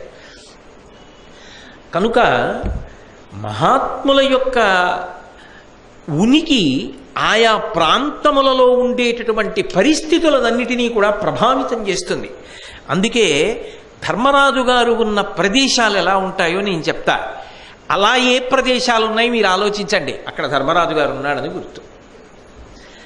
బ్రాహ్మణ భక్తియు, పరహిత శక్తియు, నిర్మలమతియును, నీతిరతియు, సత్యభాషణమును, సాధుపోషణమును, చిర వితరణమును, సేవ్యగుణము, సన్మార్గరక్షయు, ఉన్మత్త శిక్షయు, అంచితోదయము, కృపాతిశయము, బంధు సంప్రీతియు, భవ్య విభూతియు, శాస్త్రోపగమము, అస్ఖలిత దమము, సజ్జన స్తమనీయ సౌజన్యములను, ధర్మ సంచిత బహుధన ధాన్యములను కలుగు అక్షీణ పుణ్య దోహనుడు ధర్మసూనుడున్న దేశంబున మానవులకు. అక్షీణ పుణ్యుడు అంటే అసలు అక్షయమైన పుణ్యం. అలా నిరంతరం చేసేస్తూనే ఉంటాడు. ధర్మమే పుణ్యం. అక్షీణ పుణ్యం ఉన్న ధర్మరాజు గారు ఎక్కడున్నాడో ఆ దేశములో ఉన్న ప్రజలందరి మీద కూడా దాని తాలూకా ప్రభావం పడుతుంది. పడి ప్రజలందరిలో కొన్ని లక్షణాలు ఉంటాయి. ఏవా లక్షణములు అంటే వేదమును ప్రమాణముగా చేసుకుని జీవిస్తూ 10 మందికి ఆ ప్రమాణాన్ని బోధ చేసే వాళ్ళని గౌరవించడం, పరులకు మనం ఉపకారం చెయ్యాలనేటటువంటి బుద్ధితో తమలో ఉన్నటువంటి శక్తిని పరహితము కొరకు వెచ్చించాలన్న లక్షణం ఉండడం. వాళ్ళకి ఏ శక్తి ఉండనివ్వండి, ఆ శక్తి 10 మందిని కాపాడడానికి ఉపయోగిస్తారు. అంతేగాని నాకు శక్తి ఉంది కదా అని అమాయకుడిని పాడు చేయడానికి వాడరు. ఈయన ఉన్నాడు అంటే ఆ దేశంలో ప్రజల మీద అటువంటి ప్రభావం కలుగుతుంది. వాళ్ళ మనస్సులు అలా మారతాయి. అంటే ఒక్క వ్యక్తి ఎలా చెయ్యగలడో చూడండి. కుండడు పాలల్లో ఒక విషపు చుక్క పడిందనుకోండి, పాలన్నీ విషం అవుతాయి. కుండడు మట్టి నీళ్లలో ఒక ఇండి బిగించబడింది అనుకోండి, మట్టి అంతా తెరి నీళ్ళన్నీ శుభ్రం అవుతాయి. ఒక గింజ చేయగలిగినది ధర్మరాజు ఎందుకు చేయలేడండి ఒక దేశం విషయంలో? అందుకే ఆయన ఉన్న చోట ఉన్నాడని తెలియక్కర్లా. ఆయన యొక్క ఆ ధర్మానుష్ఠానము వలన వచ్చేటటువంటి తరంగములున్నాయే, అవి ఇతరుల మనసుల మీద తెలియకుండా ప్రభావం చూపించి వాళ్ళు మారడానికి కారణమవుతాయి. అంటే ఎవరి వాక్కు మారుస్తుందో వాడు గొప్పవాడు. సాధారణంగా మార్పు తేవడానికి సాధనం ఏది అంటే వాక్కు అగ్నితో సమానమని వేదం చెప్తుంది. అగ్ని ఎలా కాల్చి రూపాన్ని మారుస్తుందో అలా వాక్కు అవతల వారి యొక్క స్వభావమును మారుస్తుంది. ధర్మరాజు గారి గొప్ప ఏమిటో తెలుసా? ధర్మరాజు గారు మాట్లాడక్కర్లేదు, ధర్మరాజు గారు ఉంటే చాలు. అంటే ఏ శక్తికి వెళ్ళిపోయిన వాడు ఆయన ధర్మానుష్ఠానంలో. అందుకే అక్షీణ పుణ్యబలుడు. కాబట్టి ఆయన ఉన్న చోట ఆ దేశంలో మిగిలిన వారందరికీ కూడా తమ యందున్న శక్తితో ఇతరులకు ఉపకారం చెయ్యాలన్న ఆర్తి ఉంటుంది. నీతిరతియు, నీతి యందు అందరూ కూడా గొప్ప నమ్మకాన్ని పొంది ఉంటారు. సత్యభాషణమును, అందరూ సత్యాన్ని మాట్లాడతారు. సాధుపోషణమును, ఎప్పుడూ కూడా వినమ్రతతో 10 మందికి ఉపకారం చేస్తూ భగవద్భక్తితో ప్రవర్తించే వాళ్ళని రక్షించాలనే పూనికని పొంది ఉంటారు. చిర వితరణమును, అంటే కొన్ని దానాలు ఉంటాయి, అవి చాలా కాలం మిగిలిపోతాయి. ఆ దానము యొక్క ఫలితము చాలా కాలం మిగిలిపోతుంది. అదేదో కొంతకాలము వరకే ఫలితాన్ని ఇవ్వగలిగినటువంటి దానము కాదు. ఎందుకనంటే ఒక మహాపురుషుడు అన్నం తిన్నా, ఒక సామాన్య వ్యక్తి అన్నం తిన్నా బాహ్యంలో ఇద్దరి యొక్క ఆకలి తీరుతుంది. అక్కడ వరకు ప్రయోజనం సమానం, అందులో ఏమీ అనుమానం లేదు. ఎవరికైనా అన్నం పెట్టవలసిందే, ఇద్దరూ సమానంగా అన్నము చేత పోషింపబడవలసిందే. కానీ ఒక మహాపురుషుడు అన్నం తిని ఆ అన్నము చేత పొందిన శక్తి ద్వారా ఎందరికో ఆశ్చర్యమవుతాడు, ఎందరినో కాపాడతాడు. అప్పుడు ఒక మహాపురుషుడికి అన్నం పెట్టినటువంటి శక్తి ఇతరమైన దానికి పోలిక కుదరదు కదా. ఈ ఫలితము వేరు, ఆ ఫలితము వేరు. కానీ ఎవరికైనా అన్నం పెట్టవలసింది. అలా పోల్చి అన్నం పెడతా అనడం మాత్రం కుదరదు. అన్నం అనేటటువంటిది ఆర్తితో ఉన్న ఎవరికైనా పెట్టడం అనేటటువంటిది ప్రధానమైనటువంటి లక్షణము జీవితంలో అయి ఉండి తీరాలి. కాబట్టి సాధుపోషణమును, చిర వితరణమును, చాలా కాలం నిలిచేటటువంటి ఫలితం. పోని అన్నం 2 వ్యక్తులు వదిలిపెట్టండి, అన్నదానం గొప్పదే, అన్నం పెట్టవలసిందే. అన్నదానంతో పాటుగా విద్యాదానం చేశాడు అనుకోండి, ఒక వ్యక్తికి విద్య నేర్పాడు అనుకోండి, ఆ విద్య నేర్చుకున్నవాడు తర్వాత ఇంకో 100 మందికి నేర్పుతాడు, తనని తాను పోషించుకుంటాడు. అన్నం పెట్టింది మంచిదే, శరీరం నిలబడుతుంది, కానీ సాయంకాలం ఆకలిస్తుంది. విద్య జీవితాంతం పోషిస్తుంది, ఇంకొక 100 మంది విద్యావంతులు కావడానికి కారణమవుతుంది. మరి అలా పోల్చినప్పుడు చిరకాలము ఫలితమునివ్వగలిగేటటువంటి దానమయ్యి విద్యాదానము నిలబడిందా లేదా? అలా చిరకాలము ఫలితమునివ్వగలిగినటువంటి దానము చెయ్యాలనేటటువంటి ఉత్సాహము ప్రజల యందు ప్రబలుతుంది. అలాగే సేవ్య గుణము, పెద్దలైనటువంటి వారిని మనం సేవించాలి. అంతేగాని అయిన దానికి కాని దానికి ఆయన ఏమిటండి, ఆయన గొప్ప ఏంటండి, ఆయనకి మాకు తేడా ఏమిటండి అనాలని కాదు. అవతల వారిలో ఉన్న గొప్ప గుణాన్ని గుర్తించి ఆయనలా మనం అవ్వాలని, ఆయనతో కలిసి తిరిగి నేర్చుకోవాలన్న మంచి బుద్ధి పుడుతుంది. సేవ్య గుణము, సన్మార్గరక్షయు, మంచి మార్గములు ఏముంటాయో వాటిని రక్షిస్తారు, అంతేగాని వాటిని పాడు చేసే ప్రయత్నాలు చెయ్యరు. ఉన్మత్త శిక్షయు, అధర్మాన్ని పెంచాలనేటటువంటి ప్రయత్నం ఉన్నటువంటి వాళ్ళని శిక్షించాలనేటటువంటి బుద్ధి కలుగుతుంది. ఎక్కడ? ధర్మరాజు గారున్న రాజ్యంలో ఉన్న ప్రజలకి. అంచితోదయమును, అంటే అభ్యున్నతి, బాహ్యంలో కావలసినవన్నీ లభిస్తుంటాయి, లోపల పుణ్యకర్మల చేత మంచి ఫలితాన్ని పొంది శరీర పతనానంతరము ఉత్తమ లోకములకు వెళ్ళడానికి కావలసినటువంటి మంచి పుణ్యాన్ని మూట కట్టుకుంటూ ఉంటాడు సత్కర్మల వలన. కృపాతిశయము, గొప్ప దయగలిగిన వాళ్ళై ఉంటారు. బంధు సంప్రీతి, బంధువుల యందు మంచి ప్రీతి కలిగినటువంటి వాళ్ళు అయి ఉంటారు. భవ్య విభూతి, వాళ్ళు గొప్ప తేజస్సు కలిగిన వాళ్ళై, శాస్త్రోపగమము, నడవడి శాస్త్రము చేత కట్టబడి ఉంటుంది. శాస్త్రము ఏవి చెయ్యమని చెప్పిందో అవి చేస్తారు, ఏవి చెయ్యవద్దని చెప్పిందో అవి చెయ్యకుండా తమని తాము నిగ్రహించుకుంటారు. అస్కలిత దమము, గొప్ప ఇంద్రియ నిగ్రహమును పొందుతారు. సజ్జన స్తవనీయ సౌజన్యములను, సజ్జనులైన వారు ఎటువంటి గుణములను పొగుడుతారో అటువంటి గుణములను సంతరించుకుంటారు. ధర్మ సంచిత బహుధన ధాన్యములను కలుగు, ధార్మికంగా సంపాదించినటువంటి విశేషమైన ధనధాన్య సంపత్తిని పొందుతారు. అక్షీణ పుణ్యదోహలుడు ధర్మసూనుడున్న దేశంబున మానవులకును,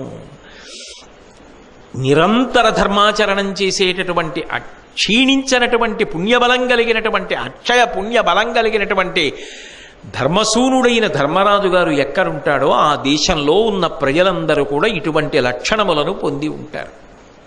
అంతటి గొప్ప మహిమ కలిగిన వాడురా ధర్మరాజు. ఆయన చచ్చిపోవడం ఏమిటి, గడ్డి పెరగడం ఏమిట్రా, బుద్ధి లేని మాటలు మాట్లాడతాడు ఆ దుశ్శాసనుడు. వాడికి ఏం తెలుసు? అందుకని ధర్మరాజు గారిని పట్టుకుంటామని అడిగితే ఆయన ధర్మం ఆయన్ని కాపాడుతూ ఉంటుంది, నువ్వు పట్టుకోలేవు. ఇలాంటి లక్షణాలు ఏ దేశంలో ఉన్నాయని ఆలోచించు. ఆ దేశంలో ధర్మరాజు ఉన్నాడని గుర్తు. అంతేకాదు, ఇంకొక గొప్ప సూచన కూడా చేస్తా.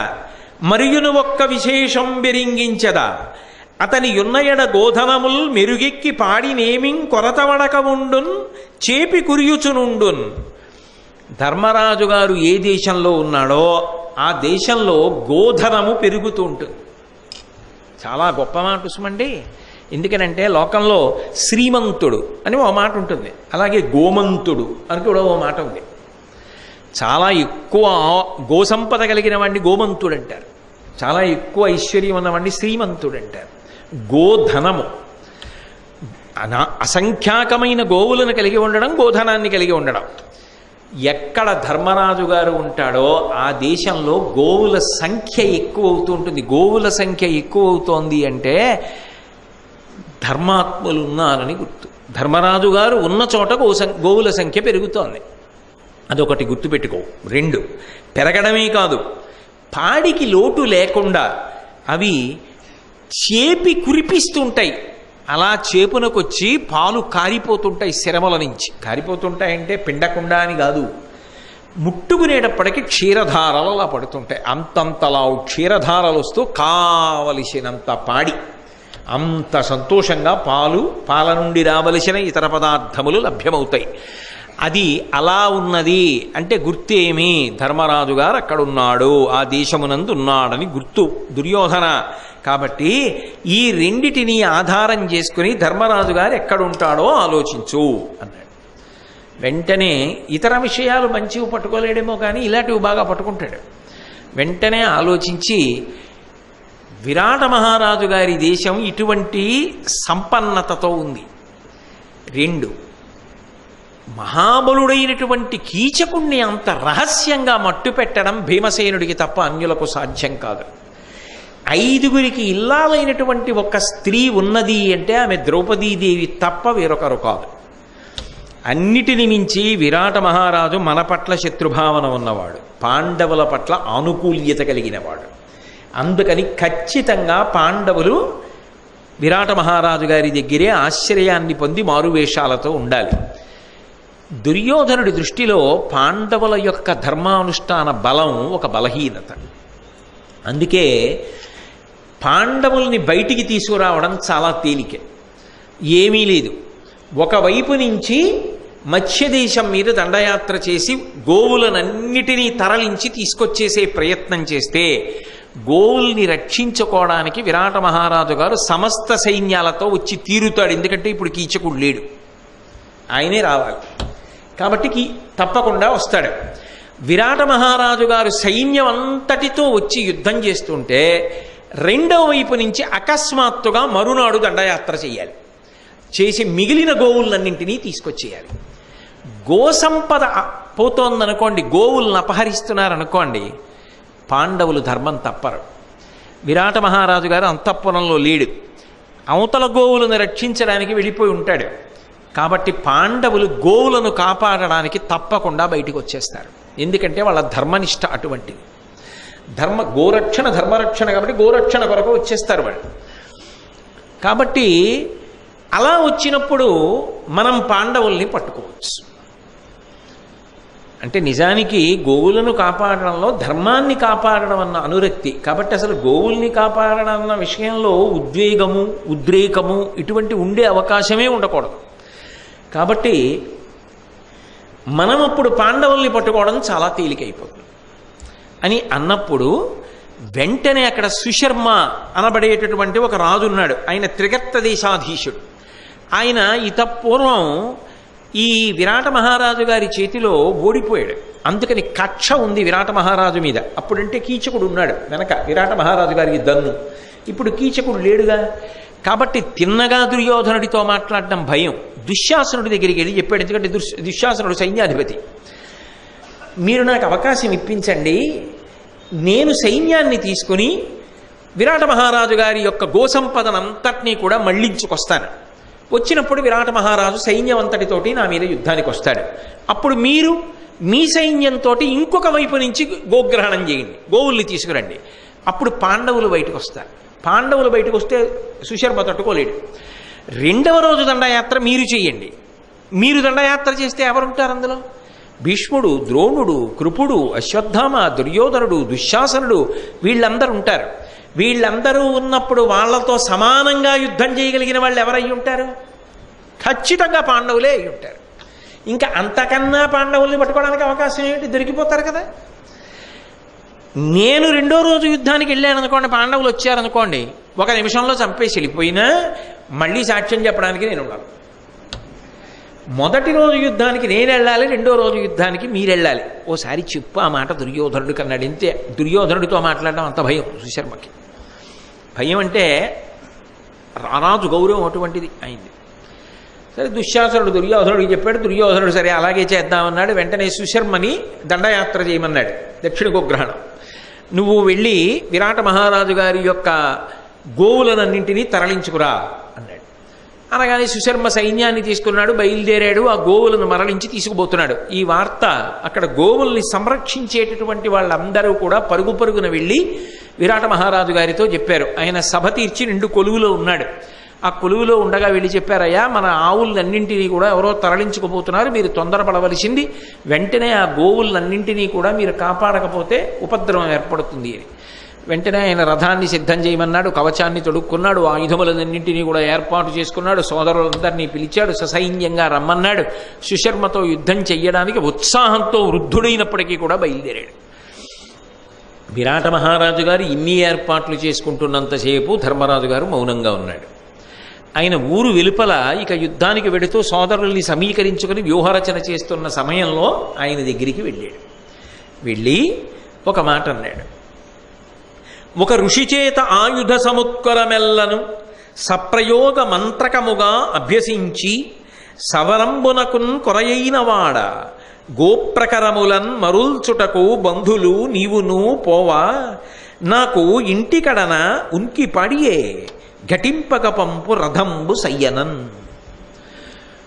ఓ విరాట మహారాజా, నన్ను యుద్ధానికి తీసుకెళ్లడం ఎందుకు? కంకుభట్టు ఏదో సన్యాసి, ఆయన ఏదో పాపం రాజ్యానికి సంబంధించిన నీతి చెప్తాడు, నాతో కాసేపు ఏదో ప్రియంగా మృదుజ్యూతం ఆడతాడు, అటువంటి వాడిని తీసుకెళ్లి యుద్ధంలో యుద్ధం చేయించడం ఏమిటి అన్న భావనతో నువ్వు నన్ను యుద్ధానికి తీసుకెళ్లలేదని నేను అనుకుంటున్నాను. కానీ ఒక్క విషయం ఆలోచించు, నేను కూడా ఒక ఋషి యొక్క అనుగ్రహ విశేషం చేత సమంత్రకంగా అస్త్రాల్ని ప్రయోగించడం, ఉపసంహరించడం నేర్చుకున్నవాడిని. కాబట్టి నాకు అస్త్ర విద్య తెలుసు.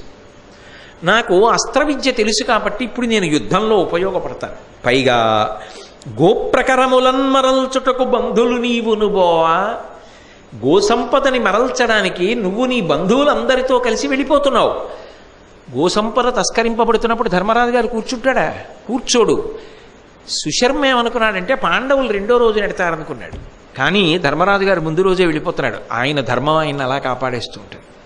కాబట్టి రెండో రోజు వాళ్ళు వస్తారని ఈయన తెలుస్తుందా? ఎలా తెలుస్తుంది? ఈయన తెలియదుగా. మొదటి రోజు గోవుల్ని తీసుకుపోతున్నారు, వెళ్ళిపోయాడు అంతే. కాబట్టి నేను కూడా యుద్ధానికి వస్తే నీకు ఉపయోగపడతాను, కాబట్టి నేను కూడా నిన్ను అనుగమిస్తాను. పైగా మీ అందరూ వెళ్ళిపోయిన తర్వాత అంతఃపురంలో కూర్చుని నేను ఒక్కడిని ఏం చేయను, ఎవరితో మాట్లాడను, మళ్ళీ మీరు వచ్చే వరకు చేతులు మడుచుకుని ఏం చేయాలి? యుద్ధానికి వస్తే నాకు యుద్ధ విద్య వచ్చుగా, నీకు కొంత ఉపకారం చేసి పెడతాను. అందుకని ఆలోచన చెయ్యకుండా నాకు తగిన రథాన్ని ఒకదాన్ని సమకూర్చు, ఆ రథం ఎక్కి యుద్ధానికి వస్తాను. చాలా సంతోషించాడు. సోదరుణ్ణి పిలిచి ఈ కంకుభట్టుకు తగిన రథాన్ని సిద్ధం చేయండి, ఈయన కూడా మనతో యుద్ధానికి వస్తాడు, వచ్చి యుద్ధం చేస్తాడు, మనకు ఉపకారం చేసి పెడతాడన్నాడు. అంతేకాదు మహారాజా, నీకు ఇంకొక విషయం కూడా చెప్తానన్నాడు. కంకుభట్టు అంటే ధర్మరాజు గారు అని, మన వలలుండు లావున బంటుతనమున జనులెరుంగగా సడిసన్నవాడు మంచి మగండు దామగ్రంథి అసమ సంగ్రామకేళీగాఢ కౌతుకుండు వినుము తంత్రీపాలుడును దుర్దమారాతి మర్దన చాతుర్య మహితభుజుడు ముందును వీరులవు మువ్వురు కడకల కొలదు నేనెరుగుదు కొంత కొంత ఒక్క తగునట్టి అరదంబులిచ్చి వీరి ననికి దోకునిపోక కార్యంబు నాకు చూడ అనవుడు మిదినీషుండు హర్ష నిర్భరాత్మకుడై శతానీకు చూచి. శతానీకుడు అంటే సోదరుడు విరాట మహారాజు గారికి. ధర్మరాజు గారు మాట్లాడుతూ అన్నాడు, మన వలలుండు లావున బంటుతనమున జనులెరుంగగ సడి సన్నవాడు. మన వంటలు చేసేటటువంటి వలలు ఉన్నాడే, ఆ వలలుడి యొక్క శక్తి, పరాక్రమం, బలం జనులకు తెలుసు. చాలా గొప్ప బలవంతుడు. ఇటువంటి వాడిని కూడా యుద్ధానికి తీసుకెడితే మనకు బాగా అక్కరకొస్తాడు.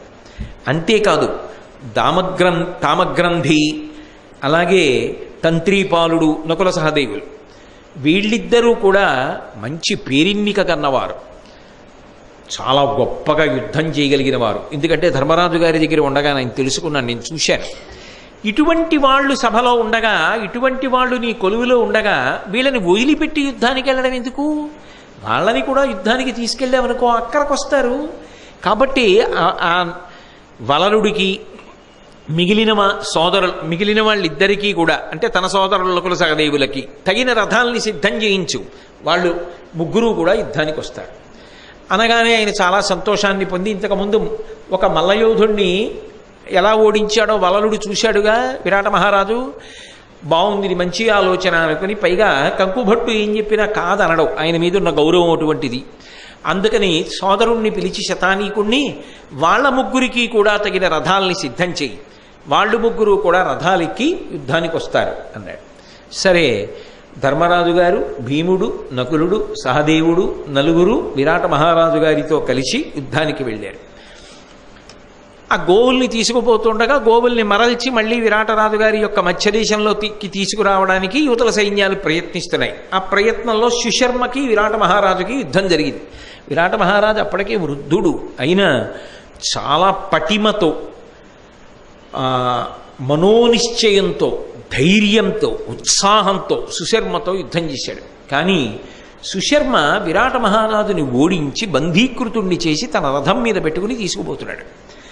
తీసుకుపోతున్నప్పుడు చూశాడు ధర్మరాజు గారి దూరం నుంచి, అరే విరాట మహారాజు గారిని పట్టుకుపోతున్నాడే బంధీకృతుణ్ణి చేసి అని. వెంటనే భీముణ్ణి దగ్గరికి పిలిచి, మనం కృతజ్ఞత చూపించవలసిన కాలం ఆసన్నమైంది. ఇంతకాలం మనకు ఆశ్రయం ఇచ్చినవాడు, ఆయన్ని బంధీకృతుణ్ణి చేసి సుశర్మ పట్టుకుపోతున్నాడు. ఇప్పుడు నీ బలాన్ని ప్రదర్శించి సుశర్మని ఓడించి విరాట మహారాజుని విడిపించి తీసుకురా అన్నాడు. అలా అనగానే భీమసేనుడికి ఎంత సంతోషమో, అన్నయ్య ఇన్నాళ్ళకి తగిన పని చెప్పాడని గబగబా అక్కడికి వెళ్ళి ఓ మద్ది చెట్టుని పీకబోయాడు. ధర్మరాజు గారి దగ్గరికి పిలిచి అదే వద్దన్నాడు. అబ్బా, పని చెప్పావు కానీ దానికి తగిన ఉత్సాహాన్ని ప్రదర్శించనివ్వవే. అది భీముడి యొక్క గొప్పతనం. కోపం వస్తుంది కానీ అన్నగారి మాట కాదనడం, ఔదలదు అలుస్తాడు. ఎంత ప్రశాంతంగానో మాట వింటాడు. ఎందుకు పీకకూడదు మద్ది చెట్టు అన్నాడు.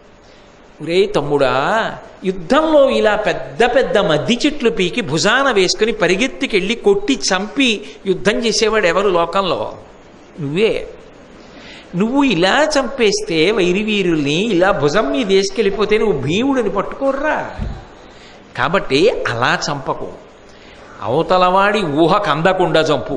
ఓ రథం ఎక్కి వెళ్ళి రథం మీద నిలబడి బాణాలు వేసి సుశర్మని కొట్టి ఓడించి విరాట మహారాజు గారిని విడిపించు, సుశర్మని బంధించు అన్నాడు. ఎంతసేపు భీముడికిది?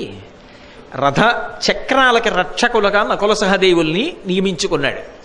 వెంటనే రథం మీద వెళ్ళాడు, ఆ సుశర్మతో యుద్ధం చేశాడు. సుశర్మే పాటి భీమసేనుడి చేతిలో ఆ సుశర్మని ఓడించాడు, సుశర్మని బంధించాడు. బంధించి రథం మీద పెట్టుకుని విరాట మహారాజు గారిని విడిపించి సగౌరవంగా తీసుకొచ్చాడు. ఇప్పుడు ధర్మరాజు గారి దగ్గరికి తీసుకొచ్చి ఈ వలలుడు విరాట మహారాజు గారిని బంధ విముక్తుణ్ణి చేశాడు. ఎంత ఆశ్చర్యంగా ఉంటుంది విరాట మహారాజు గారికి. అసలు వెళ్ళేటప్పుడు వీళ్ళని రమ్మని ఆయన అడగలేదు. వెళ్ళేటప్పుడు మేము వస్తామని చెప్పినవాడు ధర్మరాజు గారు. చెప్పడమే కాకుండా వాళ్ళ ముగ్గురున్నారు తీసుకెడదామని చెప్పినవాడు ధర్మరాజు గారు. మనందరం కలిసి వెడితే బాగా ఉపయోగపడతాడని చెప్పినవాడు ధర్మరాజు గారు. ఆయన మాట విని తీసుకొచ్చాడు కాబట్టి ఇవాళ తన బ్రతుకు దక్కింది, రాజ్యంలో గౌరవం దక్కింది. లేకపోతే ఎంత ఇబ్బంది జరిగిపోను. అందుకే పరమానందపడిపోయాడు విరాట మహారాజు. పరమానందపడిపోయి మీరు ఏ కోరికలు కోరుతారో చెప్పండి, పైగా యథార్థానికి నేను ఓడిపోయాను, ఓడిపోయిన వాణ్ణి గెలిపించి తెచ్చిన వాళ్ళు మీరు, అందుకే కంకుభట్టు నీకు రాజ్యం ఇచ్చేస్తున్నాను, నువ్వే రాజ్యం వీలు అన్నాడు. మహారాజాది మీ ఔదార్యం, నాకెందుకు రాజ్యం, నాకొద్దు, కానీ మీరు ఏం కోరుతావు కోరుకో అన్నారు కదా, రాజధానికి వెళ్ళాక నేను చెప్తాను, అప్పుడు చెప్తురు కానీ ఇప్పుడు అక్కర్లేదు. కానీ సౌజన్యంతో ఒక్క మాట అంటాను, అది చెయ్యండి చాలు. ఏం చెయ్యమంటావు? ఆ సుశర్మని వదిలిపెట్టేసేయండి అన్నాడు. అది ఆయన దాక్షిణ్యం. మనం కాబట్టి పట్టాం. ఎందుకు? గోవుల్ని పట్టుకుపోలేదు, గోవులన్నీ వెనక్కి వచ్చేస్తున్నాయి. అయినప్పుడు ఇప్పుడు సుశర్మని బంధీకృతుణ్ణి చేసి తీసుకెడితే సుశర్మని విరాట మహారాజు గారు ఓడించారట. అసలు నిజానికి విరాట మహారాజు గారు ఓడిపోయారట, కానీ ఎవరో వచ్చి విడిపించారట. వాళ్ళు పక్కన ఉండబట్టి సుశర్మని బంధీకృతుణ్ణి చేశారట అని ఓ పెద్ద వార్త అవుతుంది. అంతకన్నా సుశర్మ సిగ్గుతో ఇది ప్రచారం చేసుకోడు కాబట్టి వదిలిపెట్టేస్తే గొడవ వదిలిపోతుంది. కాబట్టి సుశర్మని విడుదల చేసేది. వెంటనే బంధ విమోచనుణ్ణి చేశారు. ఆ సుశర్మ వెళ్ళిపోయాడు. ఎంతో సంతోషంగా విరాట మహారాజు గారు, ధర్మరాజు, ఆ మిగిలినటువంటి సైన్యం అంతా తిరిగి వచ్చేసింది. అది ఏమైనా పక్క వీధిలోకి వెళ్ళి రావడమా? ఎక్కడికో వెళ్ళి యుద్ధం చేసి గోవుల మందల్ని తీసుకురావడం. కాబట్టి కొంత సమయం పడుతుంది కదా, కొద్ది రోజులు పడుతుంది. వాళ్ళు వెనక్కి వచ్చే లోపల దుర్యోధనుడి పన్నాగం దుర్యోధనుడికి ఉండనే ఉందిగా, ఉత్తర గోగ్రహణానికి రావాలి. ఎందుకని? అంతఃపురంలో ఉన్న పాండవులు బయటికి వస్తారని. నిజానికి నలుగురు ఎక్కడికి వెళ్ళారు? విరాట మహారాజు గారితో వెళ్ళిపోయారు. వాళ్ళు లేరు అంతఃపురంలో రావడానికి. కాబట్టి యువతల వైపుకి వచ్చి విరాట మహారాజు గారి గోవులన్నింటినీ పట్టి తోలుకుపోతున్నాడు. ఆయనకి కావలసింది గోవులు ఏంటి? గోవులు కాదు, పాండవులు. అందుకని ఎవరైనా వస్తారేమో మరల్చడానికి అని సహజంగా ఎదురు చూస్తాడు కదా. సహజంగా ఎదురు చూస్తే రావడానికి అక్కడ ఎవరున్నారు? సైన్యం లేదు, విరాట మహారాజు లేడు, సోదరుడు లేరు, పాండవులు లేరు, ఎవరూ లేరు. ఉన్నవాడెవరు? ఉత్తర కుమారుడు ఒక్కడే ఉన్నాడు, విరాట మహారాజు గారి కొడుకుల్లో ఒకడు. ఆ ఉత్తర కుమారుడు ఒక్కడు మాత్రం మీరందరూ విరాట పర్వంలో విన్నదే, సహజంగా ప్రగల్భాలు పలుకుతాడు. కాబట్టి అదెంత పని, నేను వెళ్ళి ఆ కౌరవుల్ని ఓడించేసి మందల్ని వెనక్కి మళ్లించుకొస్తానని చెప్పి తాను బయలుదేరుతూ అయ్యో నా రథం నడపడానికి తగిన సారథి లేడే అని బాధపడ్డాడు. బాధపడితే ద్రౌపదీదేవి యొక్క సూచన మేరకు బృహన్నలగా, అంటే పేడివాడిగా ఉన్నటువంటి అర్జునుడు గబగబా బయలుదేరి యుద్ధానికి సన్నద్ధమయ్యాడు. సన్నద్ధం అవడం అంటే సారథ్యం చేయడానికి, ఉత్తర కుమారుడికి సారథ్యం తాను చేయడానికి, ఉత్తర కుమారుడు యుద్ధం చేయడానికి. అయితే ఇక్కడ ఒక ప్రశ్న, అర్జునుడికి తెలియదా వెడుతున్నది కౌరవుల మీద యుద్ధానికి? గోవుల్ని మరల్చేటప్పుడు యుద్ధం ఎవరితో చేయాలి? భీష్మాచార్యులు, ద్రోణాచార్యుడు, కృపాచార్యుడు, అశ్వత్థామ, కర్ణుడు, దుర్యోధనుడు, దుశ్శాసనుడు, వీళ్ళందరూ ఉంటారు కదా అవతల వైపు సైన్యంలో. ఉత్తర కుమారుడు యుద్ధం చేస్తాడా? చెయ్యలేడు. కాబట్టి ఖచ్చితంగా ఆ యుద్ధం ఎవరు చేయాలి? అప్పుడు తానే చెయ్యాలి. తానే చేస్తే దేంతో చెయ్యాలి? అటువంటి వాళ్ళు ప్రయోగించేటటువంటి బాణములను తట్టుకోవడానికి సామాన్యమైనటువంటి ధనస్సు సరిపోతుందా? కాబట్టి తాను ఏం పట్టుకోవాలి? గాంధీవం పట్టుకోవాలి. గాంధీవం పట్టుకుంటే తన యథారూపం వచ్చేస్తుంది, అర్జునుడు అవుతాడు. అర్జునుడై యుద్ధంలో నిలబడ్డాడు అనుకోండి, అజ్ఞాతవాసం భంగం అయిపోయిందా? మరి అటువంటప్పుడు ఏ ధైర్యంతో ద్రౌపదీదేవి ప్రతిపాదించింది? ఏ ధైర్యంతో అర్జునుడు వెళ్ళడానికి సిద్ధపడ్డాడు? పైగా సంప్రదించడానికి అన్నగారి దగ్గర ఉన్నాడా? అన్నగారు లేడు కదా, ధర్మరాజు గారు లేడు, విరాట మహారాజుతో వెళ్ళిపోయాడు. మరి ఏ ధైర్యంతో బయలుదేరుతున్నాడు అంటే అజ్ఞాతవాసం ఖచ్చితంగా పరిసమాప్తమైపోయి ఉంటుంది. 2, గోవులను మరల్చడం విషయంలో తానక్కడుండగా గోవులు తరలింపబడుతుంటే చూస్తూ అర్జునుడు ఊరుకోడు. అయితే ఇప్పుడు గో సంరక్షణ కొరకు అని చెప్పి అర్జునుడు తొందరపడిపోయి అజ్ఞాతవాస భంగం అయిపోతుందా అంటే ఒక్కనాటికి అయ్యే అవకాశం ఉండదు. ఎందుకంటే ఒకటి గుర్తుపెట్టుకోండి, అసలు ఇటువంటి సమస్య పరమేశ్వరుడు కల్పించాడు. దుర్యోధనుడు అనుకునేటప్పటికే కాలం గడిచిపోతోందని భీష్ముడి మాటల్లోనే అర్థమైపోతోంది. మీరు గమనించలేర్రా, మీరు పట్టుకోలేరు. ఎందుకు పట్టుకోలేరు అంటే ఒక్కటే కారణం, ధర్మరాజు గారు ఎక్కడ ఉన్నాడో అక్కడ ధర్మం ఉంటుంది. ధర్మరాజు గారిని నమ్మి అనుగమించేటటువంటి సోదరులు ధర్మరాజు గారి యొక్క ధర్మ బలము వలన నాశనము పొందేటటువంటి అవకాశము లేనే లేదు. భీష్ముడు తీర్పు చెప్పేశాడు జ్ఞాపదేశంగా. కాబట్టి ఇక అజ్ఞాతవాసం అవలేదు అన్న మాటగా అర్థమే లేదు అక్కడ. కాకపోతే లెక్కల ప్రకారం తేలాలంతే. అందుకే అర్జునుడు అంత ధైర్యంగానూ సారథ్యం వహించడానికి సిద్ధపడ్డాడు. ముందు ఉత్తర కుమారుడు ఏదో ప్రగల్భాలు పలికాడు, నువ్వు నాకు సారథి ఏమిటి, నువ్వు సారథ్యం చేస్తుంటే నేను యుద్ధానికి రావడం ఏమిటి అన్నాడు. కానీ నిజానికి ఆ యుద్ధానికి బయలుదేరడము జరిగింది.